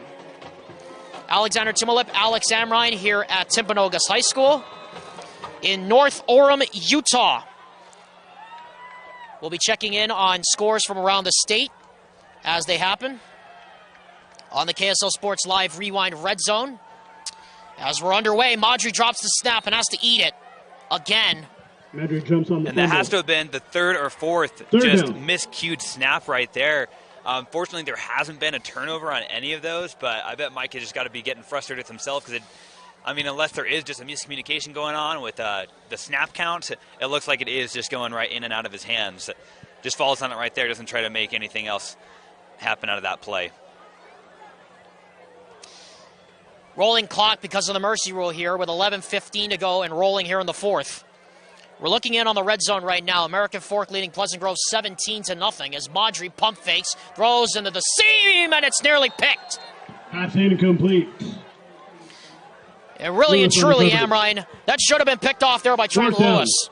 No, yeah, Willis right there just read it right. He made the play right there. Just unfortunately went in and out of his hands, And that's one thing that's interesting. There's only been one turnover so far this night, and it came at the... And it was the fumble return by Cooper. It's by Hillcrest. You'd think that the way the score goes that there'd be more turnovers on behalf of the Timberwolves defense, right there, just a little slip up. And I think, Mike, if he had just waited just a second, he could have just put a little bit more of a rainbow arc on that, and I think that one could have gone the distance. Good throw, but just great defensive play. Maudry now to punt. Another low snap, and he gets off a rugby-style kick into the arms of Lewis, and they're right on top of him. Broyles brings him down at about the 38-yard line. Punt brought down to the 40-yard line. First and 10, right there, that was kind of a weird just line drive punt. It's so unpredictable the way those bounce, especially when they're line drive like that. But a good pickup 2021 Teacher of the Year by the returner, making sure it wasn't muffed. We also have Todd Grantham, Gabe Bodley, and Jody Benson. Thank you for your work down there, boys. 10:09 left here in the fourth quarter. Alexander Timolip and Alex Amrine here with the T-Wolves of Timpanogos leading 51-7. As we're looking in on the KSL Sports Live Rewind Friday Night Red Zone. American Fork leading Pleasant Grove 17-0. You can catch the other games on the KSL Sports Rewind Network. And our fourth running back of the night is Chance Pope, who picks up about 6. And I think the fact that they've been able to have, we'll see more of Pope throughout the rest of this quarter after a good gain right there. I think not only does it show the great depth they have at running back, but just the offensive line and just what a great job they do creating holes, creating penetration against the defensive front. A defensive front that, I really wanted them to be able to put pressure on Chase Briggs. I think they touched him maybe once or twice. No sacks on him.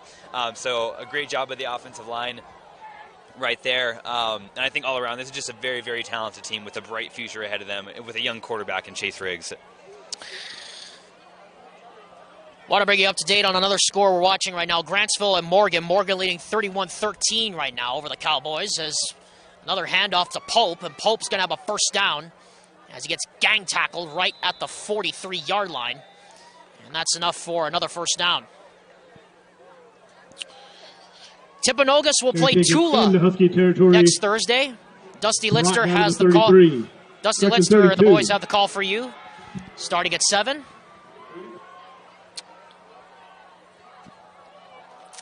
As Morgan's now gone up 37-13 on Grantsville with 10 minutes and 4 left in the fourth quarter. Remember, you can watch the Red Zone on KSLSports.com. You can also follow it on the radio on 97.5 FM and 1280 AM. Riggs hands off to Polk. Polk is dragged down from behind after a pickup of about a yard. Stratton Lewis with the carry. And actually, that is Stratton Lewis now with the carry. And as we're following that, keep you up to date on some things going on around the region. Payson leading Tula right now, 28-7. So, Alex Amrine, it's getting interesting now because we talked about how if Timpanogos wins this, they're still in the region race, even though they're staring down the necks of the Cedar Valley Aviators and the Payson Lions and the Stansbury Stallions. There's a chance this could go all the way down to the last weekend because we know it might go down to the last weekend in Region 2. Yeah, and I think there's a lot of exciting possibilities. For me, that's one of the most exciting things about football, and especially at the high school level. Anything can happen. So much changes week to week. With that Payson Twilla game, Twilla, of course, is going to be playing Timpanogos up there in Twillo on the road. But everything, I think it'll definitely be a harder opponent than the Hillcrest Huskies team that we've seen out here tonight. But so far, I think if they keep things rolling, keep making adjustments where they need to, they're going to have a great game next week. Want to bring you up to date also on a game that we're watching, Skyridge and Lone Peak. LP is leading 16-10 late in the third as Stratton Lewis gets the carry. He'll be short of the first down by about 5.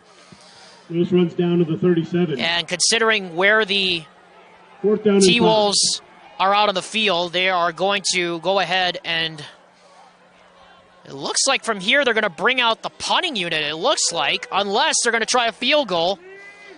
And it is going to be a field goal. We'll bring you up to date on the Stansbury Mountain View game in just a second. To attempt a 53-yard field goal. And boy, Amrine, this is a 53-yarder into the wind by Reed Harris. I mean, let's see. I mean, that last kick, of course, he had a bit of a wind advantage, not a lot. The winds have gotten up a bit to its strength of what it was in the first half, but he had plenty of distance after that first kick, so this is going to be quite the kick. It acts almost like a punt in a sense. If you're the Timberwolves, it is placed, it is kicked, and it is well short. Well, I'm surprised there wasn't a encroachment right there, even just a false start, because it looked like there were several people moving on both sides of the ball, but I guess the ref just let that one go, figuratively and literally, into the back of the end zone. Kick goes into the end zone for a touchback. So kick goes into the end zone for a touchback. And Amrine and I would like to remind you, Amrine's going to be off next week. But Brett Hammer will get his broadcast debut next week on Friday. And Alex Amrine, we talked about that. You brought up that Stansbury game just a few moments ago. Stansbury and Mountain View 49-0. I mean, we talked about how this could be a 3-horse race between Stansbury, Cedar Valley, and Timpanogos. Now it looks like it could be a 4-horse race at this point. Mm-hmm. Yeah, and like we said, so many just different possibilities. And we're going to keep you up to date on all the other scores going around the league. It looks like that was one of the better runs that we've seen all night by the Hillcrest side. Yeah, now they have most of the subs in. Do the Slows with a carry close to first down yardage. Do the Timberwolves here. 5:25 to go. We're on a running clock here. It has been all Timberwolves here on this homecoming night. Maudry drops the pass. Pressure coming, rolls to his left. Looked like he got his face mask pulled, but he got the first down anyway. Yeah, good move. As right Marley Osefo, MJ's brother, brings him down. Want to bring you up to date. Amrine just flashed the scores. Cedar Valley leads Uinta in the third, 24-3. And we saw what Cedar Valley is able to do. I mean, that rushing attack they have with Clayson Jenkins and Joel Lomu, and with Cooper Thompson at quarterback. That's a dangerous team to watch come playoff time. Yeah, Cooper Thompson, he's one of those guys, not a super flashy quarterback or anything like that, but just so consistent in his play. Just very reliable guy, can get the ball out quick, get the ball to their big wide receivers. And then, like we said, Jenkins, just absolute workhorse, just pulling the ball over. Not a big guy, but his size, his play defies his size. Maudry on second down, throws on the middle, pass is caught, and into the secondary at the 40, at the 35, and down to the 30. And the ball came out after the player went down. There's also a flag down. Jackson with the reception. Zion Jackson made the catch. Yeah, I was thinking that it was a bit of a horse collar tackle. It looked like he got him up around the chin. We'll see what they say. Clock stops with 4:03 left here in the game.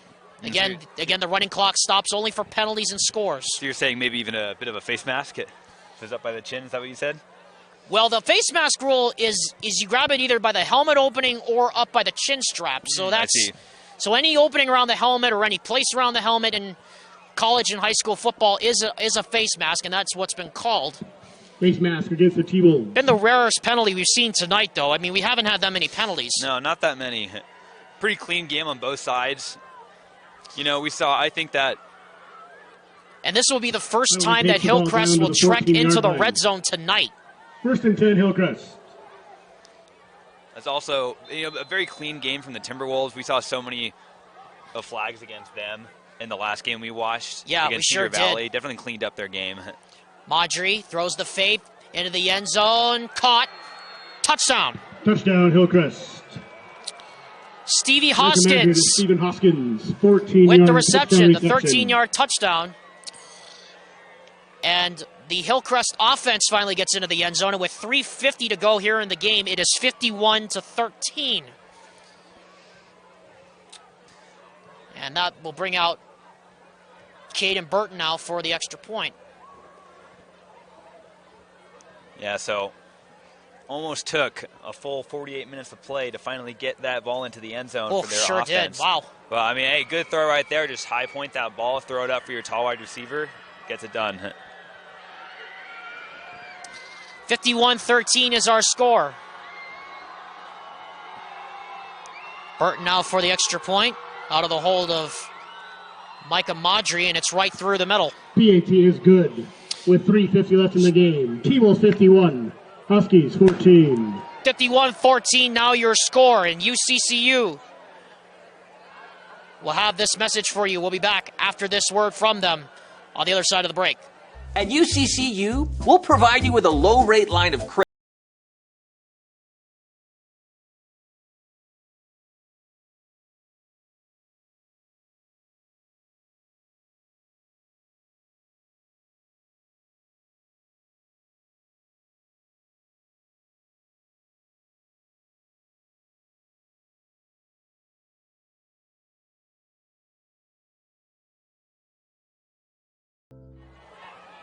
.350 to go here in the game. Alexander Timulip alongside Alex Amrine for Timpanogos Football and KSL Sports Rewind, presented by Brent Brown Toyota Scion. Skyridge and Lone Peak, an update for you from Highland, Utah. Lone Peak leading Skyridge 16-10. You can catch that game right now over on KSLSports.com. Mark Winterton and Jake Hatch have the call for you there. Right? Actually, that's Mark Winterton and Moose Bingham, I'm sorry, that have the call for you right now. Caden Burton's kickoff will go deep, and it will drive the man back into the 10. Penalty flag comes out for a blindside hit. And the clock will stop with 3:41 to go. As it was number 88, that's Parker Harvey, who made the return, and then we had a blindside hit on said return at about the 9-yard line, and that will put the ball, at about the 4. Yeah, I think that was Graff right there. It's going to set them half the distance to their own goal line right there. And, you know, right here, when you're at this point in the game, you got your second stringers in there. At this point, you're just looking to, get home a bit early, start celebrating, get ready for homecoming the following day. It is very early, Amrine. I mean, it is only 9:13 here. We kicked off at close to 7. Mm-hmm. So it has been a very, very fast couple of hours here tonight at Timpanogos High School as our officials coming over to Austin Heaps and explaining what the penalty is going to be. I assume it's going to be a blindside hit, but maybe there's also targeting involved in this. Because if it is targeting, then the offending player, you said it was Graff, according to the letter of the law in Utah high school football, has to get ejected. Yeah, and it didn't really look like it did look to me like it was just shoulder to shoulder. It looked like it was shoulder to shoulder. You're right. I didn't see a lowering of a head or anything malicious out of that. So we'll wait on that. Austin Heaps got the explanation. I don't think he likes it, but who doesn't? You know, when you're up 51-14, you got to pick and choose your battles. Right, you do. So they mark it off half the distance of the goal from the penalty, and it'll be 1st and 10 at the 4. The worst starting field position of Timpanogos' night so far. They still have not punted the football yet, but I think that's about to come to an end. As we're under 3 minutes and 38 seconds to go here in the game. Riggs, hands off to Pope.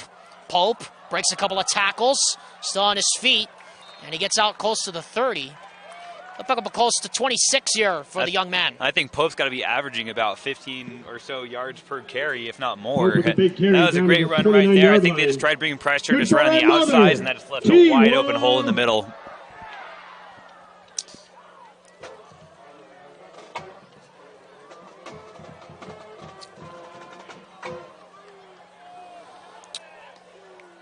Timpanogos, by the way, as we said, will play Tula next week at Tula. As we're under 3 minutes to go here in the game. Hillcrest will play Uinta next weekend as Pope gets the handoff again. And Pope gets nailed at about the 30-yard line, picked up about 4. Pope good for a gain of 3. Isaiah Cooper Second there down and 7. with the hit. Isaiah right there was trying his hardest to strip that ball out. Pope just holding on for dear life, able to bring him down. Some good sportsmanship. Coop pulling up Pope off the ground. T-Wolves content to just let the clock run here. Not wanting to run up the score here on homecoming night. Hillcrest will fall to 0-8 on the season, 0-5 in region play. Timpanogos will improve to 6-2. They'll be 3-2 in region play. And thank you. And this will put them over 40 points in all their wins this year as Stratton Lewis gets the carry. Lewis is still on his feet, still going down inside the 30. Lewis, and he gets all the way down to the 29-yard line. But not before he picked up another chunk of yardage. As we say that, Lone Peak just scored to go up 22-10 on Skyridge. Yeah, so the Falcons in a little bit of trouble. And another T-Wolves. And that's going to be it as Austin Heaps is going to call off the dogs and put the victory formation in here. And next week, of course, this Hillcrest side is going to be playing Uintah. Uintah, yes. And, you know, that's who Timpanogos played last week and got that win back after having a bit of a rough go against Payson in Cedar Valley. So that should be certainly a more competitive game than the one we've seen here tonight. Well, yeah, they got the doors blown off them against Payson. 35 points in that first quarter, but it was the Timberwolves who went out to a 48-7 halftime lead, and they cruised from there.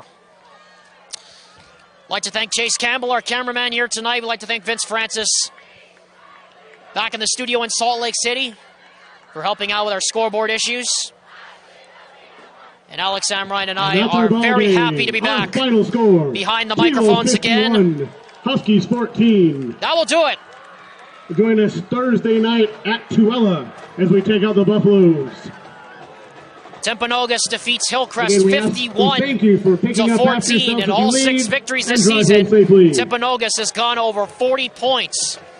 Put up 41 against Jordan, 42 against Mountain View, 42 against Hurricane, 45 against Uintah, and now 51 against Hillcrest.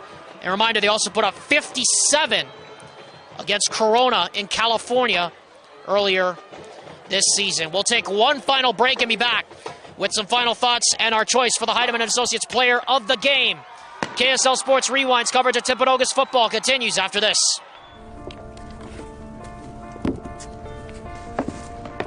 College wasn't built for me. I didn't care if I had to work a double shift. Or if my kid had a fever. Deadline's a deadline. I want to set the deadlines. I want to take tests when I'm ready. I want to take courses on my time. And speed up when I know my stuff. I want a university that cares about me. Tests on your time, courses on your time, graduate on your time. WGU, the nonprofit university of you. As the fireworks go off for one final time here tonight, Alexander Timberlip and Alex Amrine here at Timpanogos High School. Final score 51-14 as the Timberwolves improve to 6-2 on the season. All right, Amrine, final thoughts. I mean, overall, going into this game, Timpanogos was the favorite. We saw some bright spots where we thought that Hillcrest could give the Timberwolves some trouble, but at the end of the day, 51-14, you know, Hillcrest only getting one offensive touchdown, their other touchdown coming off kind of a fluke. Timpanogos just fumble, scoop and score at the 5-yard line. What I saw from the Timpanogos side, they have so many different ways they can win this game, and Hillcrest has a lot to work on if they want to, you know, see a win before the season's out with just 2 more games. Of course, playing Uintah, and then finishing up the season with Cedar Valley. So, Amrine, let's talk about the Hillcrest Huskies for a second as our man Chase Campbell's panning over to the fireworks show one final time here tonight. This Hillcrest side really has a bright future because let's give some credit where credit is due to Micah Madry. That kid is one tough football player. Yeah, no, and he's just got, you know, some great physique about him. I was talking, it was so fun watching him. I mean, obviously, not a lot resulted out of the times that he was running out of the pocket, running for his life, but just the amount of players that he was able to miss, he's just like a walking highlight reel. He just needs to have that offensive line, a good offensive line around him, and then they should be set. So now, Amrine, we come to this moment. We always love it. The Heidemann & Associates Player of the Game. The Heidemann & Associates law firm is committed to winning for their clients. The full-service law firm a proud sponsor of KSL Sports Rewind. Amrine, there's a lot of players we could have picked tonight from the Timpanogos side, but I think we know who the obvious choice is in this one. Yeah, I guess we'll go with Luke Livingston. He had an okay Again, game. Come on. Yeah. No, I mean, Luke Livingston, he's, like I said, talking about Micah, walking highlight reel, he's just the embodiment of it. Luke Livingston, we started off that game with just that punt return touchdown, and I think that was kind of the signal to us, like, okay, this is going to be a long night for Hillcrest. Then, of course, he went on to have a rushing touchdown and then a throwing touchdown, he was basically just denied another touchdown, a little quarterback sneak they had on the Wildcat play, which we mentioned earlier, due to a penalty that was overturned. But overall, just a great night by him. We know what an explosive player he is. 25 total touchdowns now in the season, Alex Amrine, as the smoke from the fireworks drifts over into our direction here tonight. Amrine, it was a good off week. That was fun. Enjoy your time off. I'm gonna go head north to Salt Lake and go take in that Region 2 thriller. That's gonna be a good one next week. Yeah, I'm gonna be spending some time with some family coming in from California. I'm gonna miss spending time with you. Glad I'm gonna see the family. You guys are gonna have a fun time up there. Yes, that's right, folks. Join me and Brett Hammer next week, Friday. Cairns against West. Kickoff is at 7 on KSLSports.com. And we certainly are looking forward to that one. A Region 2 thriller with certainly everything on the line. For Chase Campbell and for Vince Francis back in Salt Lake City, and for my broadcast partner, Alex Amrine, this has been another presentation of Timpanogos football on KSL Sports Rewind, presented by Brent Brown Toyota Scion. Once again, your final score, the Timpanogos Timberwolves 51, the Hillcrest Huskies 14. Until we meet again, malama pono ke kahi. Take care of one another, everyone. Aloha from Utah. Good night. And remember, you'll be found.